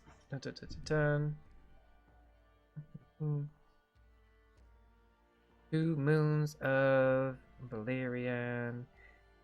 Valerian does in fact have 2 moons named after their respective goddesses, Lineria, the closest and the brightest of 2 moons, and Merciless, also known as the Dark Sister, and the more distant of the 2 moons. While Lineria shines brightly in the night sky with a silvery white glow, Merciless has a dull reddish tint and is often shrouded in shadows. Lore! Okay, second... A lore drop. Yeah. That's actually... You know what? I'll read some more about that, because that's perfect timing. That's the designer. So that would be, the designer is more lore. Woo! Yes, the designer of the game. So reading some more about that. That synced up perfectly. So thank you, Anna, for more lore. Yeah, thank you. We love more lore. The Valerian goddess Lineria and Merciless are quite literally direct representations and embodiments of the 2 moons, both in reality and in metaphorical mythos. So they are embodiments of the moon and are considered to be of and have helped to create the 2 moons, and they are connected. So when things like lunar portals are mentioned, it kind of stands that there might be some involvement with the goddesses of the moon. And there is definitely a particular glow about the moon. And as you play in the night sky with your over 20, it's 26, right? With your over 25, this beautiful melody that plays through the night. Everyone is surrounding you on the deck. The moon is almost full, and it seems closer. And it almost seems to sparkle. Merciless behind it is shrouded completely in shadows, just entering its new phase. And there seems to be like these misty tendrils of light that kind of just are very faint, that seem to wrap around you as you perform, kind of like a trick of the light of the moon. They're like sort of silvery, and they have this sparkling mist about them, and they seem to kind of move with your movement and also with the notes that you play. It's hauntingly beautiful, and it brings almost everyone in the crew, including the Lokatha, kind of wipes tears from their eyes, and with the 2 fins just... Oh my gosh. Yeah. And everyone, including the captain, is like, "You're the best performer we've ever had on the ship. Not the best performer we've ever heard. Have you considered becoming a... You could be a known celebrity this way. Your popularity would be... This is a big deal. And we get to say that we are some of the first to hear her perform on the Intrepid." And there's this... Yeah, this is from the crew. Yeah, Mina! And Mabel just starts shouting from the back, going, "Woo!" Yeah, there's like this kind of applause, like, oh yeah. Mom's holding Excellent. a sign in the back. Yeah, Mina! Downtime is great. All right. She's just sort of like blushing, like she wasn't expecting that sort of response, because she plays because it's in her, not necessarily for accolades. So She's so good. I want to make it canon that Mabel has a very bad voice for future reference for whatever shanty they will be making us sing. If you sang any like Rosian songs that Mabel knew, she will sing along very loudly, and it's bad. But everybody loves her too much to like say anything to her. She's very enthusiastic. I just play a little bit louder. Canon, bad singer. I love that. Just the camera. Mabel's not perfect about anything else. I think Willow also probably does not sing. It just is not her forte. Yeah, she focuses on the big brain energy. Well, with the developer and designer card, also from Anna, in that situation, with the lore and with the visual effect, I'm also going to say, if you want to put this in your notes, Garnet, that the next time you perform or have to make a performance check in the light of the moon, in the light of Lineria, you will have advantage on that performance check. So it has to be, doesn't have to be a full moon. It just has to be in the light of Lunaria. So when Lunaria is prominent and in the evening, and you will have advantage on any performance checks, indoors or outdoors, wherever you are, so long as Lunaria is prominent and it's in the evening. So that's a little boon from the tarot.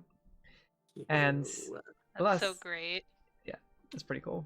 Last but certainly not least, what would Harmony like to do during this downtime in the 8 days it takes for the Intrepid to get to Bastion's Hold? Ooh.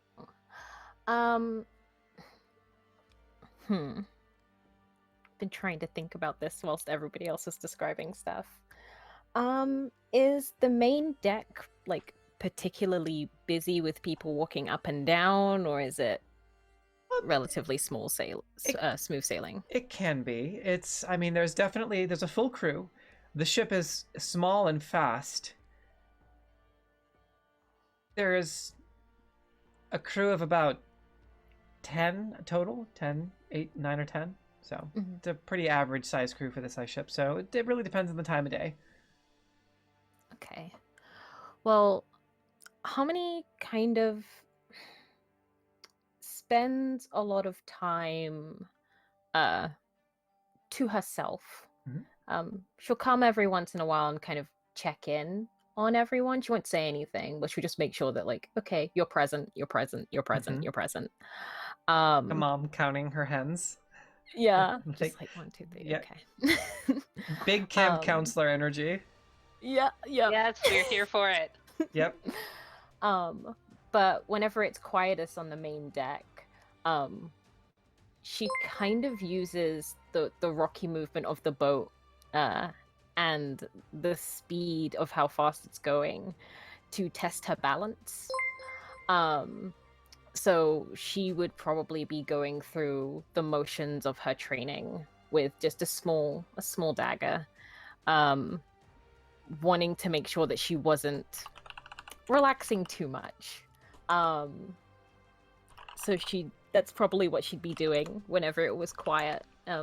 Other times, probably meditating, just to kind of do the thing that she told Willow about, which is, I'm going to take all the information I just got and put it in the back of my mind, because that's compartmentalizing, and that's it. Totally a good thing, can never backfire in any way possible.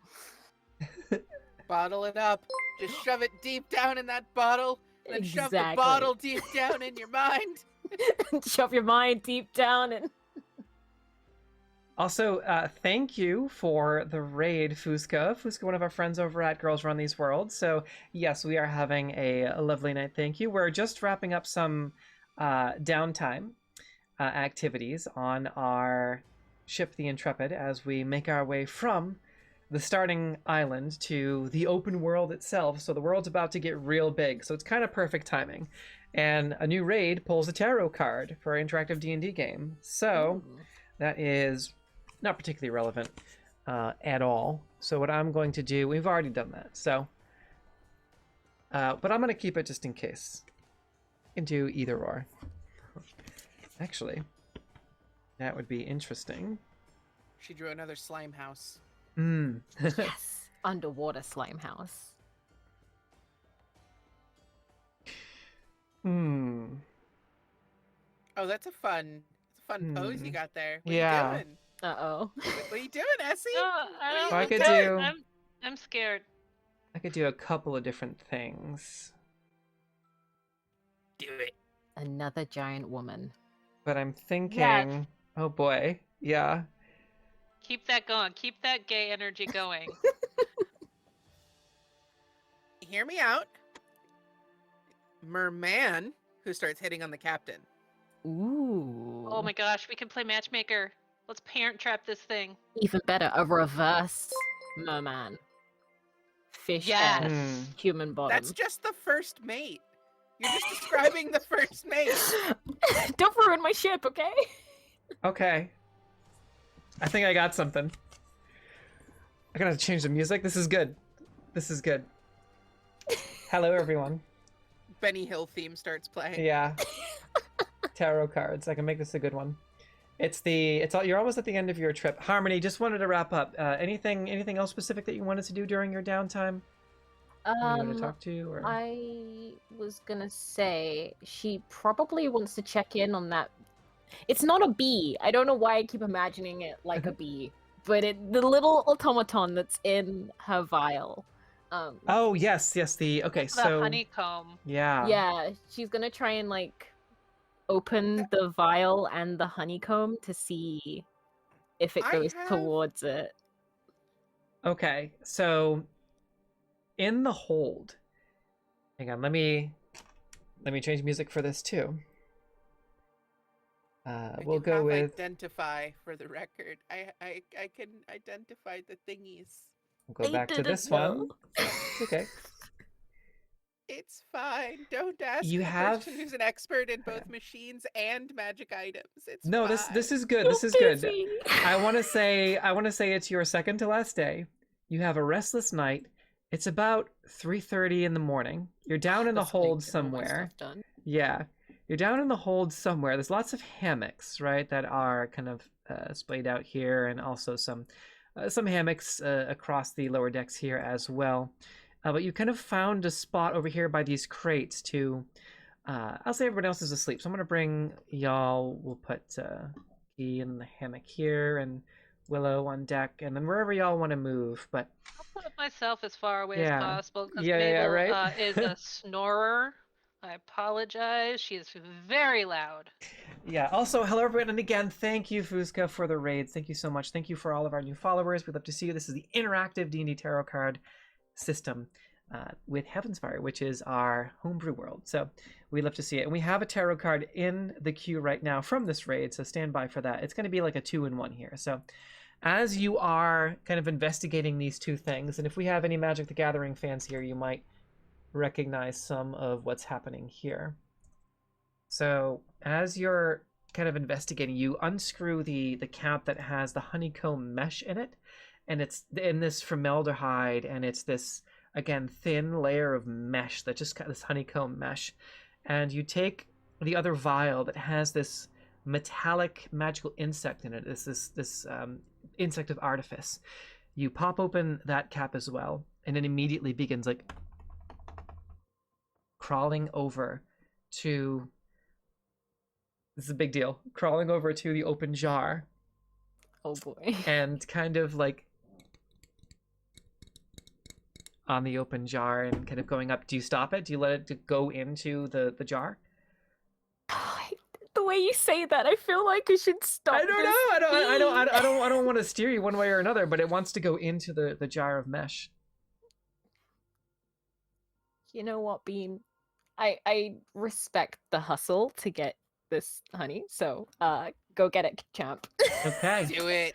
It Commit crawls to the bit. in and jumps in, and as soon as it kind of gets into the formaldehyde, it grows these like metallic flippers, like come out from the side of it and through the actual fluid and attaches to love the that. mesh, and it just begins to glow slightly. Thank you for the follow. Just with this pale green light, and you can see the mesh just start to move and undulate, and nothing happens.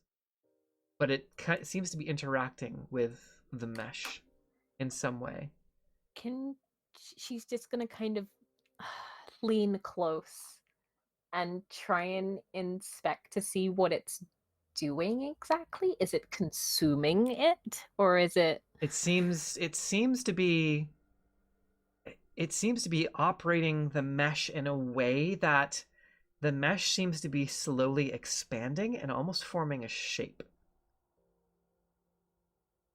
It's integrating with this mesh in some way, this little metallic insect, and it had these little black stains that seemed to be like a liquid that was seeping, like dripping from it as it left the vial. And there's some little black oily bits in the vial itself. Kind of just stains the wood, but dries quickly because it's so small, and it's inside of this jar of formaldehyde and this honeycomb looking mesh. It just takes some time, and it slowly starts to, again, form a shape. But it seems like a process that will take days before you can really figure out exactly what kind of shape is beginning to be formed. Okay.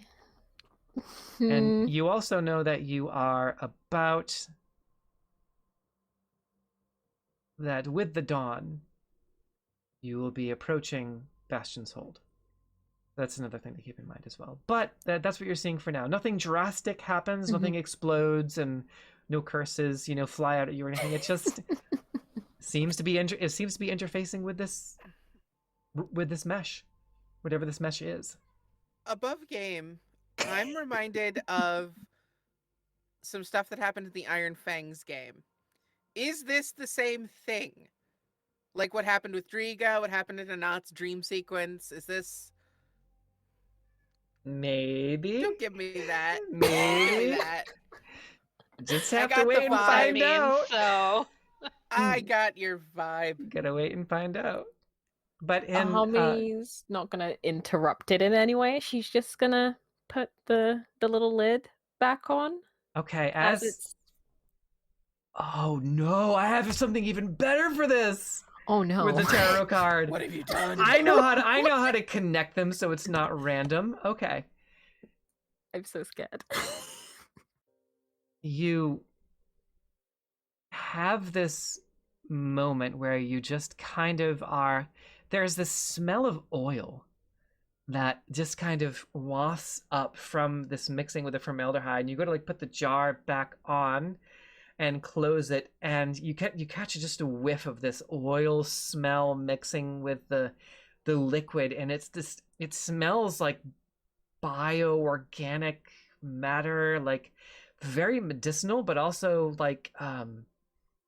almost like going into it's kind of like being in a hospital room after a major trauma, and they just cleaned it, or in a freshly cleaned nursing home. It's kind of like a couple of smells interacting with each other. It's very strong, very medicinal, and almost this smell of bioorganic matter. And as it kind of wafts into your nostrils, it kind of reacts almost with this volatile reaction, and the smell gets intense, and you're able to close it. But as you kind of take a big whiff of that, can you just go ahead and make me a Constitution saving throw, please? Oh, okay. I feel like I knew that was coming. I felt it. Aaron got way too excited for a second there. Way too excited. Yep. As a Okay. as a big bang on the dice, that sounded like a very Yeah. large die. It's here my for big it. dice for big decisions. Yeah. I love that. That's an 11. Okay. Baby, you don't seen hurt me. Venom? Don't hurt me. No more. No, this this entire is campaign just changed.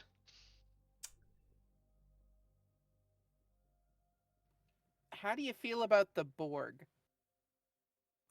The what? I mean, there was Not a spaceship. quite. So... From Star Trek? and From we're Star gonna I've yeah, never it's seen a Star slightly Wars, different I'm sorry. situation. I'm joking. I'm joking. They're a technological hive mind that is on a trek across the galaxy, absorbing various cultures and integrating their tech, and so completely subsuming their free will. Oh. They're one of those classic archetypal hive minds in fiction. That's so cool though. They are rad. They are really cool. Thick fog seems to fill the room. And you have this moment where, when you inhale something you shouldn't have inhaled, in your mind, you just, that's the sensation you get, and fog seems to fill the room. And you hear this sound like heavy, strained breathing behind you from the opposite side of the lower decks, and no one else is here. The hammocks are all swaying gently in a non-existent breeze. And there is this misty fog that sort of fills the lower decks of the cabin. And you can see just one humanoid figure at the far end of the cabin, who just seems to be struggling for breath. Oh hell no.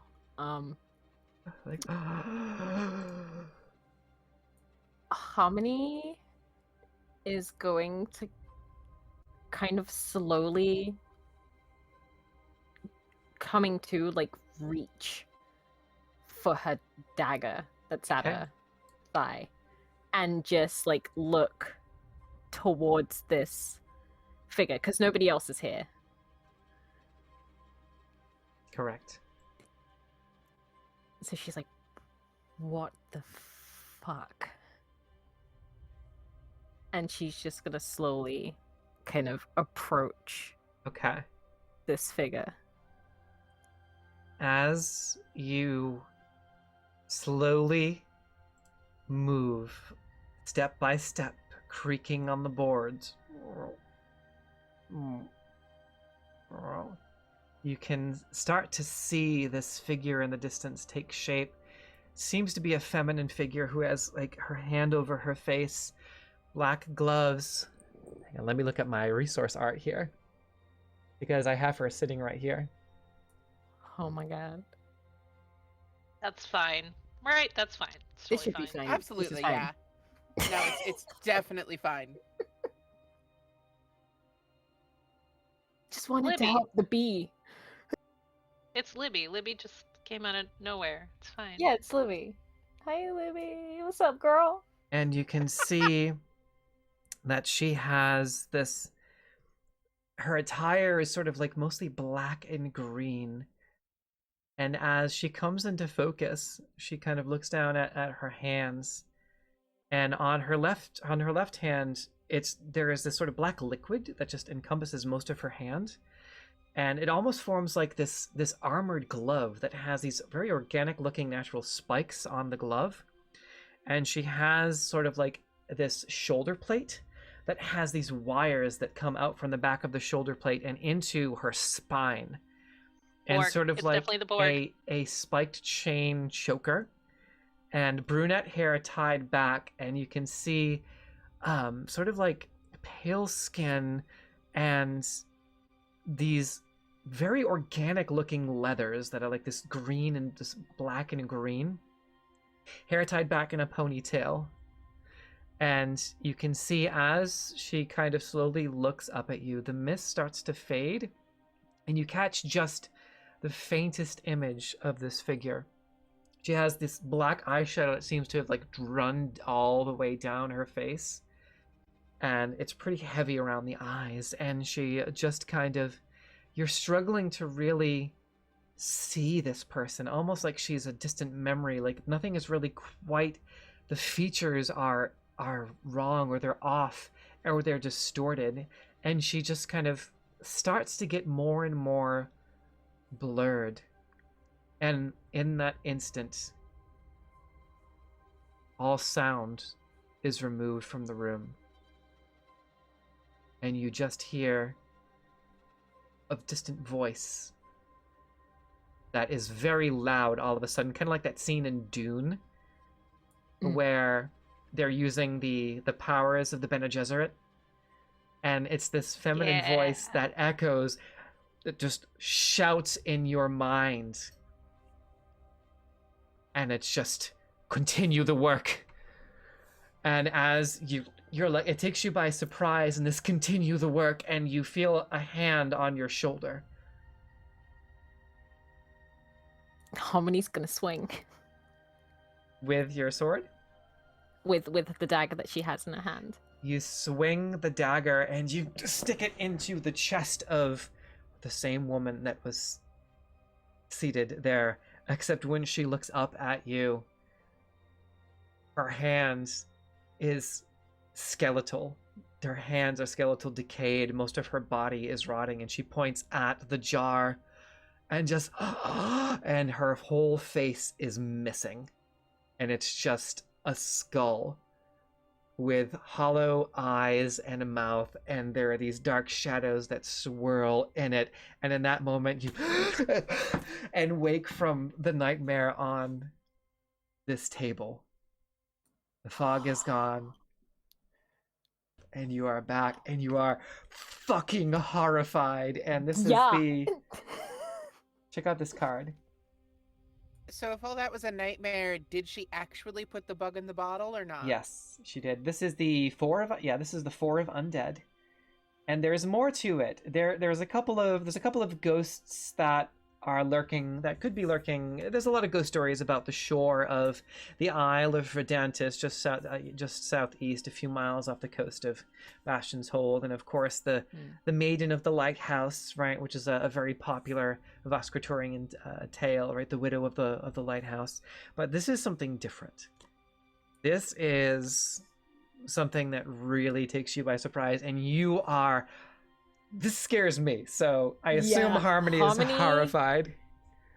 Harmony doesn't typically get nightmares or night terrors that intense, and so I just imagine her coming to and finding herself profusely drenched in sweat, and just that gasp of air is almost hard enough for her to like choke, and she immediately like jumps to her feet because her brain is just like danger and need to be alert, danger, I need to get rid of it. And she looks around and see that nothing's there, right, DM?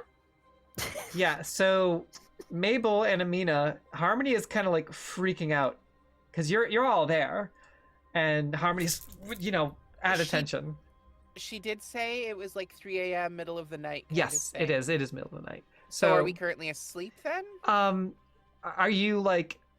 I would say I'm going to have the two of you that are down here because I think Willow is on the decks, right? Around the side? I hadn't really given any thought to where she's sleeping. Okay. So... Well, okay, so we'll say those that have positioned themselves down here. We'll say Amina and Mabel, go ahead and make perception checks for me. And also let me know what your passives are, because that might make a difference as to whether or not you kind of see Harmony have this. My passive is 15. Okay, go ahead and make an active check. I will say that when you come to, you probably also just hear Mabel going really loud from oh, that's from the other side. Oh no. We're rolling a perception. Yep. Perception, you say? So my passive is... That is a dirty 20. Ooh, okay. And passive for Amina? It's 14. Okay. And yeah, your passive active? is 14, and then my active is, let's see, I rolled a 16 plus 4, so it would mod 20. Okay, both of you wake up almost at the same time, and you also have this vague recollection of this nightmare of this woman struggling for breath, but it immediately starts to fade, and this woman struggling for breath in the fog in the ship, and of this terrifying image of this skeletal figure with hollow eyes, but it to you, it had much less context. It was just less of and you were farther away, right? So something kind of like you saw in the distance, and and then you kind of even more because you see Harmony freaking out. So there's this moment where you're all kind of doing the Spider-Man thing, like like what's going on? So, one person screams, another person screams because that person screams. Yeah, exactly. Poor Khadijah. Yeah. Oh, poor baby. Yeah, Khadijah. Because everybody's freaking out, so now she's just it's just running in circles. Oh, yes. Like very excited, making little ferret noises, minx noises. Yeah. Poor baby. So yeah, y'all have this kind of awkward moment here, and it's like when you and your partner both wake up at the same time from a bad dream. It's fucking or you were a friend. It's more scary. At least at first. Yeah. Mabel jumps up ready to fight. Like she woke up rage. Mm-hmm. Like, yeah. You see her hair sticking every which way, and she's got like a snarl on her face, and her eyes are kind of red, maybe from rage, maybe from lack of sleep. just ready to pounce. Oh my god. Like Harmony's just tense, looking around, and just seems a little either on edge or paranoid. Mm-hmm. And her arts just dart about the room, and then as you two kind of pop up, she like tenses even more as if she's about to do something, but then stops herself and just takes in a deep breath. What is it? What happened? What happened? She's straight up I- just like ready to go. Super angry. I apologize if I woke the two of you up. I had a bad dream. I woke up because I had a bad dream. So did I. What? You didn't. It was a lady. With like a skull face. And Yours were definitely Yeah. more distant. It was like you were looking at her from a distance, and that she was kind of looming in the distance. But Harmony, she was Yeah. right there in front of your face. Yours was a lot more Kendra intense. really was yeah. up close and personal. Yep. Yep. You stabbed her It in the just- chest, and she just kind of like. Yeah. So describe this woman again, and Harmony's just pinching the bridge of her nose. I mean, she was like far away. It wasn't like intense. It was just she was just there and kind of creepy.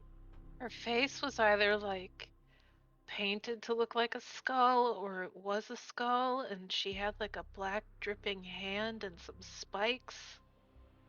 Right? Is that the Harmony same Yes. person? points at Mabel and is like, yes. How did we have the same dream? Oh my god, are we a family? Is that what happens? Do we all have the same dreams? Maybe I that had is- it so I could protect you. That's I- very sweet, but I don't think that's what this is. I'm going to protect you from this woman. I She's would never hope that if there. we're all having the same dream, it's a good one and not a nightmare. She got there Well. so fast, and I love her for that. Yeah. If it was a premonition and this dark woman is going to come for us, I am here. I know what she looks like. I won't let her touch either of you. What a mom. I'm- We stand. perfectly capable of defending myself. However, I may have opened a jar that may have contained some formaldehyde, which may be several, I don't know how many months or years old.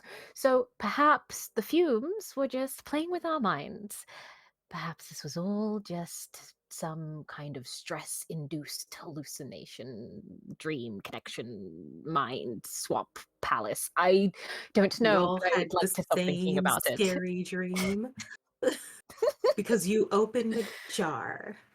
I feel like my idea that it's a premonition is a little more reliable than you thinking we just poisoned ourselves and had the same poison dream. The mind is a strange and wondrous place, and I would like to not think that this was a premonition. That's okay. Okay. It was just a bad dream. It was just a bad dream. I'm gonna go make some notes so I remember what she looked like, but that's okay. You don't have to think about her at all anymore. We're fine. Has anyone seen Raised by Wolves? Show? No, but I want to. It's on my list to watch. I want to Just wanted to imagine that check. Willow had the same dream too, Yeah. but she's like sleeping on the deck and doesn't know any of this is happening. Right. So she like woke up. Oh, that was weird, and then just went Yeah. back to sleep. Conk right back out. Yeah. Well, all right. Give yourself the inspiration for opening the jar and letting the bug crawl in there if you don't already have one. And if you do, you can. Do you have DM inspiration, Harmony, already? I do. Okay, you can either give DM inspiration to someone, or you can take a luck point. I will give a DM inspiration to Amina. Ew. As Amina's our leader. Yes. All right. Anything? Okay. So, would anybody else like to do anything in your last few days of travel, or in your This last isn't- few hours of travel during your downtime? This isn't really so much a do thing as it is just sort of a brief mention. Over the course of the 10-day that we were on the ship, roughly speaking, Mhm. You also probably would have seen Willow without her prosthetic arm attached pretty frequently. Basically, anytime she's not actively working on her projects or doing anything like that, she would probably take it off, let herself breathe, stretch, do other sorts of physical therapy things just to like sort of take care of herself. I'm sorry about the cat. That's okay. There is nothing I can do about her. She's very loud. Anyway, there's one thing she does where Willow, that is, not the cat. She attaches these little like nodes to different like muscle groups, and then you see her just sort of pulsing energy through them. It's just a homemade TENS unit for anyone who's aware of what those are. I love those. Those are amazing. Phoenix has one. They haven't used it in a long time, but it helps them immensely. Yeah, so you've probably seen her more dressed down than she usually is, and like just working that stuff out and sort of making sure she takes care of her body. Yeah. Amina is still asking you a bunch of questions about dwarves. Anytime she thinks that she might have a free moment to just ask you about, because you're going into the dwarven stronghold. One of your parents is a dwarf, so it's just like, I want to know all about them. I've never met one before. Unfortunately, Willow can offer basically no insight into dwarves. Her stepmom and her aunt were not very like open or talkative about their cultures or their pasts, and she tells you this. So she doesn't know anything about dwarven culture really. Sorry. Now Amina is sad for both of us. For herself because she was really wanted to know, but for you because you're not a dwarf, but that's still part of what you could have grown up in. That's still part of your culture because those are the people that raised you. So she's sad for both of us now. Bless. That's amazing. Mabel has a new project.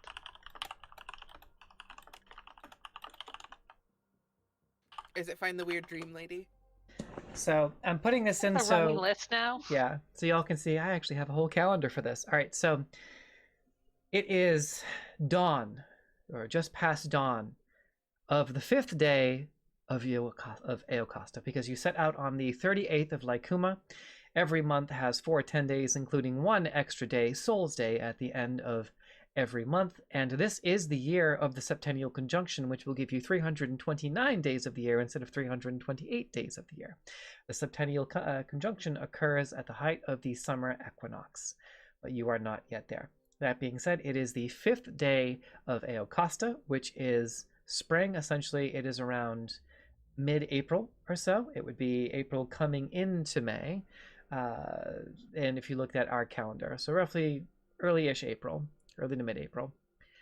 And you are 2 days away from Rebel's End, which is celebrated on the 7th day of Eocosta to celebrate the conclusion of the Centuries War against Odror's rebellion and the return of peace to the land, peace and prosperity to the land of the Crown's realm, the Vas'Kratoria, the realm of Vaeltheria.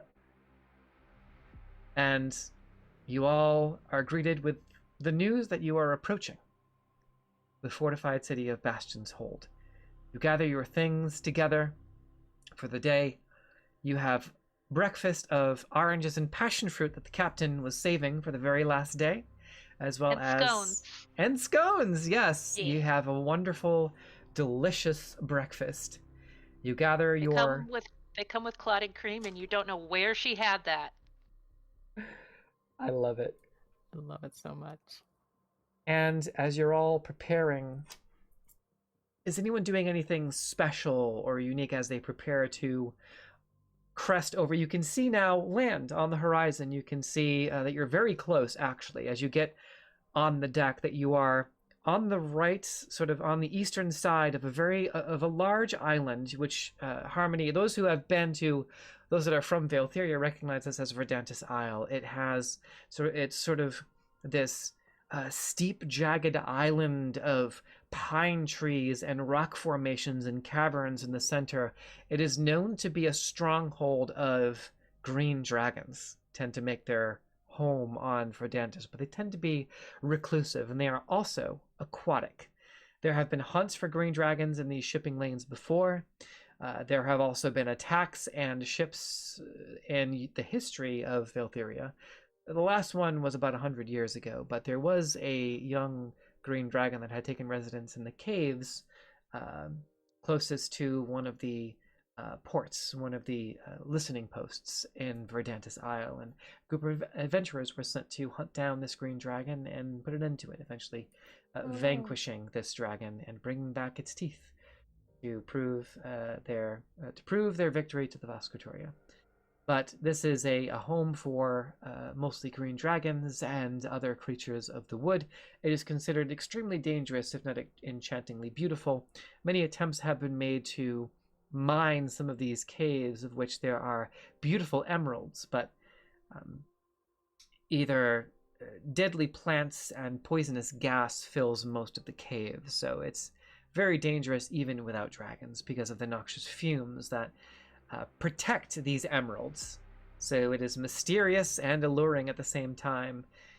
And this is the Isle of Verdantis, but you begin to just crest around it as you all make your way over to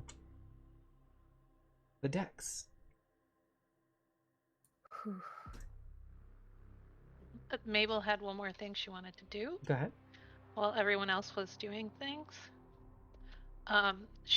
First she makes little boxes of assorted baked goods for all of the crew members. Mm-hmm.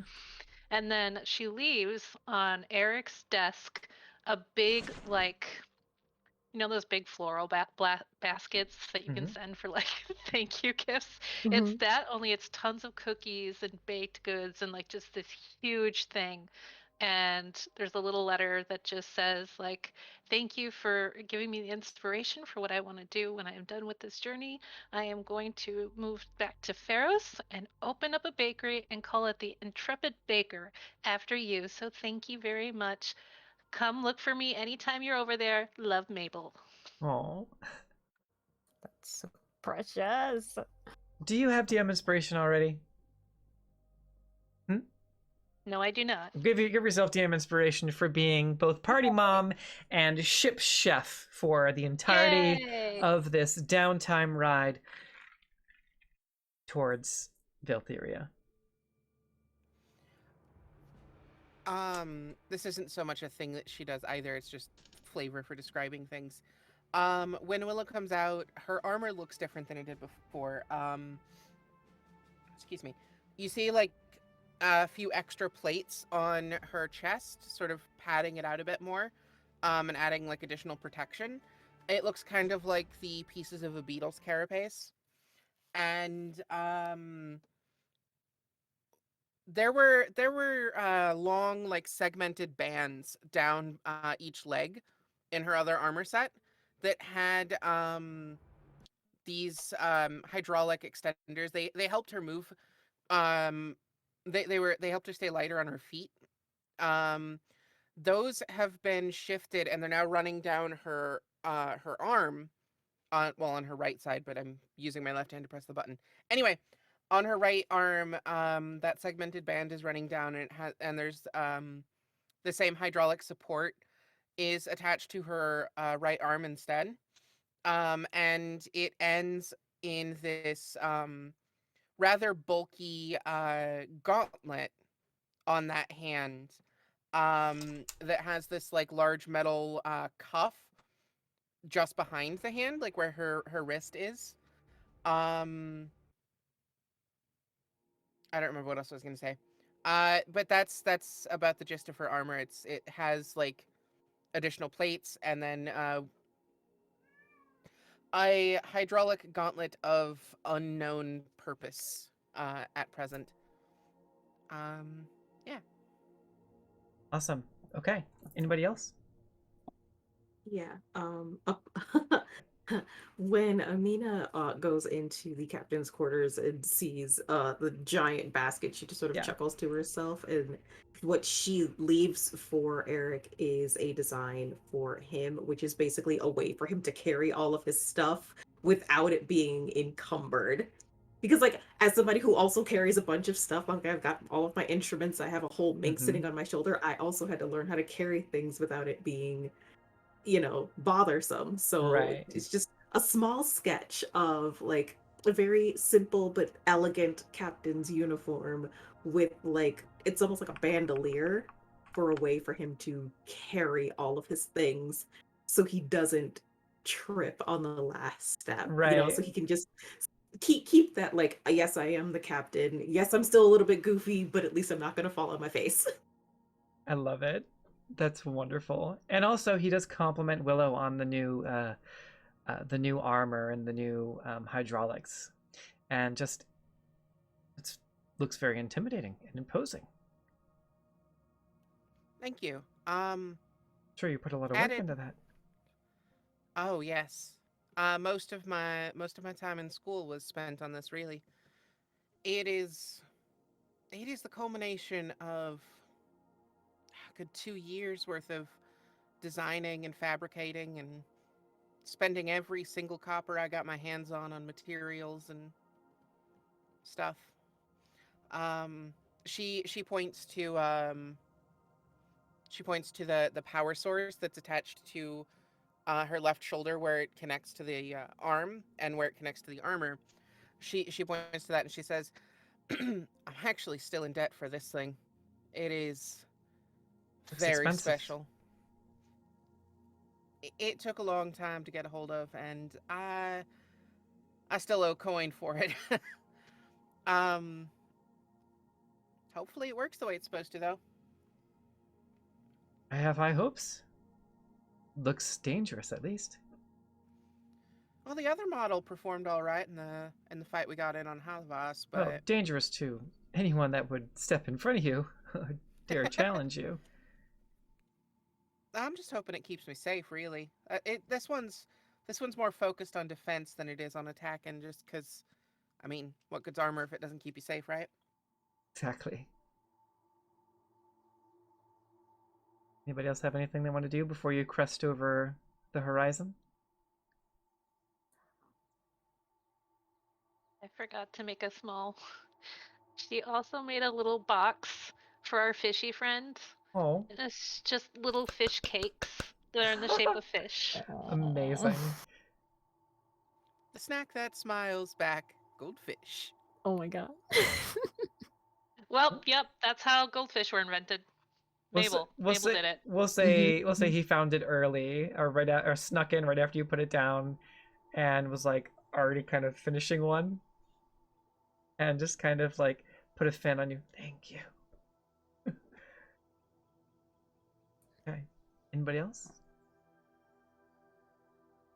Harmony would not be really doing anything special, but she's gonna, as they get closer, she's gonna take a moment to kind of go up on the main deck, and lean on the railing and just watch as they come in, and Perfect. the memory of her stepfather. She has complicated feelings about the man, but Indeed. it doesn't dissuade what happened. And she reaches into her bag and pulls out this very worn, very kind of, it's obviously well loved, family portrait, and just kind of stares at it whilst watching them come in. Okay. And it almost stills her resolve a little. I love that. Party name idea. Daddy issues. I would be down for this. We're at least 3 for 5 on that. Yeah, sorry guys, my dads are great. Like, I mean, Mabel's dad probably wasn't great, considering he was very much a bug. Oh no. No, it was my dad who was the nice bugbear. So she was fine with her bugbear dad. It was her mom that she butted heads with. I mean, we could go with mom issues too. Like, Parental moms? issues. Willow's moms were great. damn it, you guys and your semi-functional families. My no Right. consequences power fantasy is a good home life. I'm sorry. Yeah, like part of the fantasy is having great parents. I'm sorry. Yeah. I love my real life parents, but like, you know. Yeah, no, I get it, I Right. get it. Sometimes it's nice to just have a no trauma character and they're just Yeah. happy. Let's not go that far. Y'all ready? Yeah. Yeah. I'm having dog issues. Oops. The issue is I that spoke he's too not soon. on camera Yeah, and right? should be. He's gonna knock over There we my go. entire backdrop. As you crest, turn this up a little bit. As you crest around the horn of Redantis Isle, a massive expanse of wood, sails, and steel greet you in the harbor, with soaring red banners and grandiose magnificence. Hundreds of sloops, schooners, brigs, and merchant marine vessels either wait at anchor or make way out to sea. Sailing directly into your line of sight are roughly 20 Vas'Kratorian heavy warships, including 5 man-of-wars, 11 frigates or ships of the line, 4 galleons, and several well-armed brigs. Several more frigates and an additional man-of-war remain behind to protect Nilaru Bay. The full might of the Vas'Kratorian navy, the Kirasta, has been brought to bear, likely to secure the Ark. As you sail through the bay and into Bastion's harbor, otherwise known as the Bastilla, an imposing, reinforced fortress city of stone and mortar looms as an unwavering giant set upon the mouth of the Sire River. The central tower of Meath Aranor rises above all to cast its gaze upon all entering the harbor.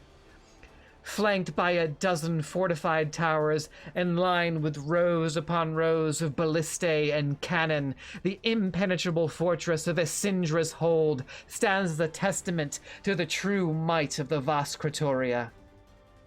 Suddenly, a high-pitched bestial screech lingers above you, clawing at your eardrums, as 6 griffin riders soar by overhead while patrolling the harbor. A show of might and majesty. Beyond the 30-foot-high walls that enclose the military might of the crown, a bustling city of national pride, military achievement, and storied history awaits you. As you approach, you can see the old pre-rebellion wood and stone buildings that comprise Bastion's Hold stand. They stand as a testament to both the crown and the unrivaled masonry of the men and elves that constructed them hundreds of years ago. A chill breeze blows in from the west as you make your final approach to the docks ward of Bastion's Hold. Bells ring to greet your arrival, and military commanders shout. You can see rows of marching soldiers in the streets in formation, and the statue of one of the great warriors of old, Deacus, protecting the harbor with a blade raised aloft to the heavens above his trusty steed rearing in pose, greets you. Bastion's Hold awaits you, adventurers. And the world of Valtheria and of Valerion is now officially open for the 5 of you. And that's where we're going to end the session for the evening. I have goosebumps. I have literal goosebumps. I don't know if you can see that. Yeah, that block text was rad. So good. Um, That was so good. I'm so ready for us to ditch adventuring and start up a business together. Let's do Y'all- it. Let's do it. we need to It's hit gonna up. Pied Piper people right into Mabel's bakery. Yes. Yes. Once we've The intrepid done baker. once we've done the more immediate job in Bastion's Hold, Willa would very much like to take a trip up to Cassandros if we can. Where's Cassandra's? North of Bastion's Hold. It's the Yep. If you zoom out and look to the right Ah. hand side of the map, you'll be able to see Cassandros. Yep. There we go. I was zoomed in too much. City of Jewels. Ooh. So she grew up in Brackenridge, which is like east. And by east I mean west. I forgot my directions. Which is like west of Bastion's Hold, like north and west. And then her friend, one of her friends, like her oldest friend, is in Cassandros. She was supposed to meet him there. They were starting a business together. Oh my god. And she just like dipped for Halavos instead. Oh my god. She Did told you tell that him- friend? Okay. She sent him a message, but like Hmm. he still had to go to Cassandros by himself, and yeah, it's a whole thing. Oops. Whoopsie poopsie. I know Amina and Mabel really want to go City of Lights. Mm-hmm. That's We have both the heard stories. Ooh, I know. We're gonna go say hello to our friends. It's been there's so many options right now. There's Diesel Shot, Madbird, and Absolute 20. We're gonna do Absolute 20 because I think they could use a boost. So we're gonna go say hello to our friends at Absolute 20 Pod. But before we do, let's go around the table and say where the people of the internet can find all of you lovely individuals. So let's start in reverse order. Let's go with Garnet. Now that I've got your link tree up. Hey y'all. So you can find me pretty much anywhere. Just at Ashton Brienne. On Twitter currently. Having thoughts about that, but we're not going to get into it now. Instagram and here on Twitch. I am a filmmaker, and eventually, since I've been promised that my larger gaming computer will be fixed by next week, I'm going to start playing, just streaming Elder Scrolls, where you get to watch me run around and pick flowers and make potions and freak out because I've run into a jaguar. I don't play Love because... this. Yeah. Oh no, this is not me playing well. This is me playing like somebody who just wants to make potions forever. That's me with Final Love Fantasy. it. We're good. The mood. I'm here for it. And speaking of Final Fantasy and all things good, it's late for me too. Miss Mabel Goodberry, Nikki, what you got going on? Oh, COVID brain. That's what I've got Yeah. going on. Other than that, let's see. I'm Nikki. I'm Coyote Witch. On Twitch and on Instagram, I'm the Coyote Witch. On Twitter, I'm just Coyote Witch. Twitter is still where most of my stuff is, so please find everything over on Twitter. It is my gateway drug. I am currently doing a whole bunch of one-shots coming up with the Lost Caravan crew. I've actually got 4. Two this week and then 2 the following week. So if you're interested in those, I will post them on Twitter because COVID brain, I don't know the exact days and times, but I will post everything there. Yeah, the only thing else I'm working on is trying to, stay upright. I've been sleeping a lot, so that's it. That's it. All right, and we're so happy that you were able to join us and go get some sleep after this. Avalon. Oh heck yeah. Hello. Yeah. So I am here a couple times every 2 weeks. But I'm also I'm on TikTok at ADHD&D. I haven't posted anything in a hot minute. But history runs in cycles. I'll be back. Just chill. But otherwise, I do voice acting for the most part with Faustian Nonsense right now. They're a podcast network of both sponsored shows and original content. In fact, 2 of our sponsored shows are currently crowdfunding on Seed and Spark. One of them is called Karen 1%. It is a sci-fi musical drama about a Black woman who becomes a product manager for a secret federal agency. She's so good at her job that she finds out the products are evil. The story is about her regrets, how they control her, and the ways she tries to overcome them. And then the other one, I need to let go of the mic for a second. Okay. Is called Ethics Town. The tagline I've been given for it is a cosmic horror podcast about philosophical conundrums, political malpractice, masterful deception, and of course, a weird small town. Stan, we love weird small towns. Well, go check all of that out. Thank you so much, Avalon. And of course, we have Renee, No Ordinary Heroes. What you got going on, girl? Hey, it's me, Mario. Hi, my name's Renee, if you didn't know. I am the demoness PNG tuber of No Ordinary Heroes. We create video game content where I play things terribly and you laugh at me. That's the whole bit. Only cans. Only cans, yeah. You were feeding the fire there, though, Essie. I was, yeah. That's like a It bad was combination. Great. I'll be like, I enjoyed that very much. I definitely enjoyed having you in. That was great. But yeah, just meme stuff. I like to play games, be terrible at it. With Halloween just passed, I played a whole bunch of Halloween games, which I am terrible, like even more terrible at, because I get scared all the time. So yeah, if you're interested in that kind of stuff, you can find me at No Ordinary Heroes on basically all social media, or No Official on Twitter. Mostly active on Twitter and TikTok, but whatever fits your fancy.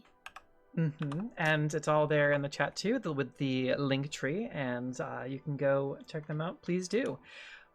Thank you, Renee. And also, you can join our Discord server if you are queer, or a witch, or like tabletop role-playing games, or any of those other things, or even like catching Pokemon, coming out with other like-minded individuals who love all of the same stuff. And we're going to take it out with a raid on our friends at Madbird Streams. So whatever you want to say, have fun. These are good friends of ours. They're really great, and a lot of fun, really great people, and I'm excited. So let's go and say hello to our friends at Madbird, and we will see you back here in 2 weeks, and on Monday, the 14th, for Stormwatch. So we'll see you back in a couple of weeks. We love you very much. Be gay, do crime. Peace out, witches. We'll see you soon. Bye. Bye. Bye. Rating now. And I will see all of you next time. yeah. Yeah, Okay, I'm going to okay. bed right away, guys. I'm Oh, yeah. so tired. Absolutely. Get You lots of rest. should. Yeah. I'm But gonna today go was chug great, my you water. guys.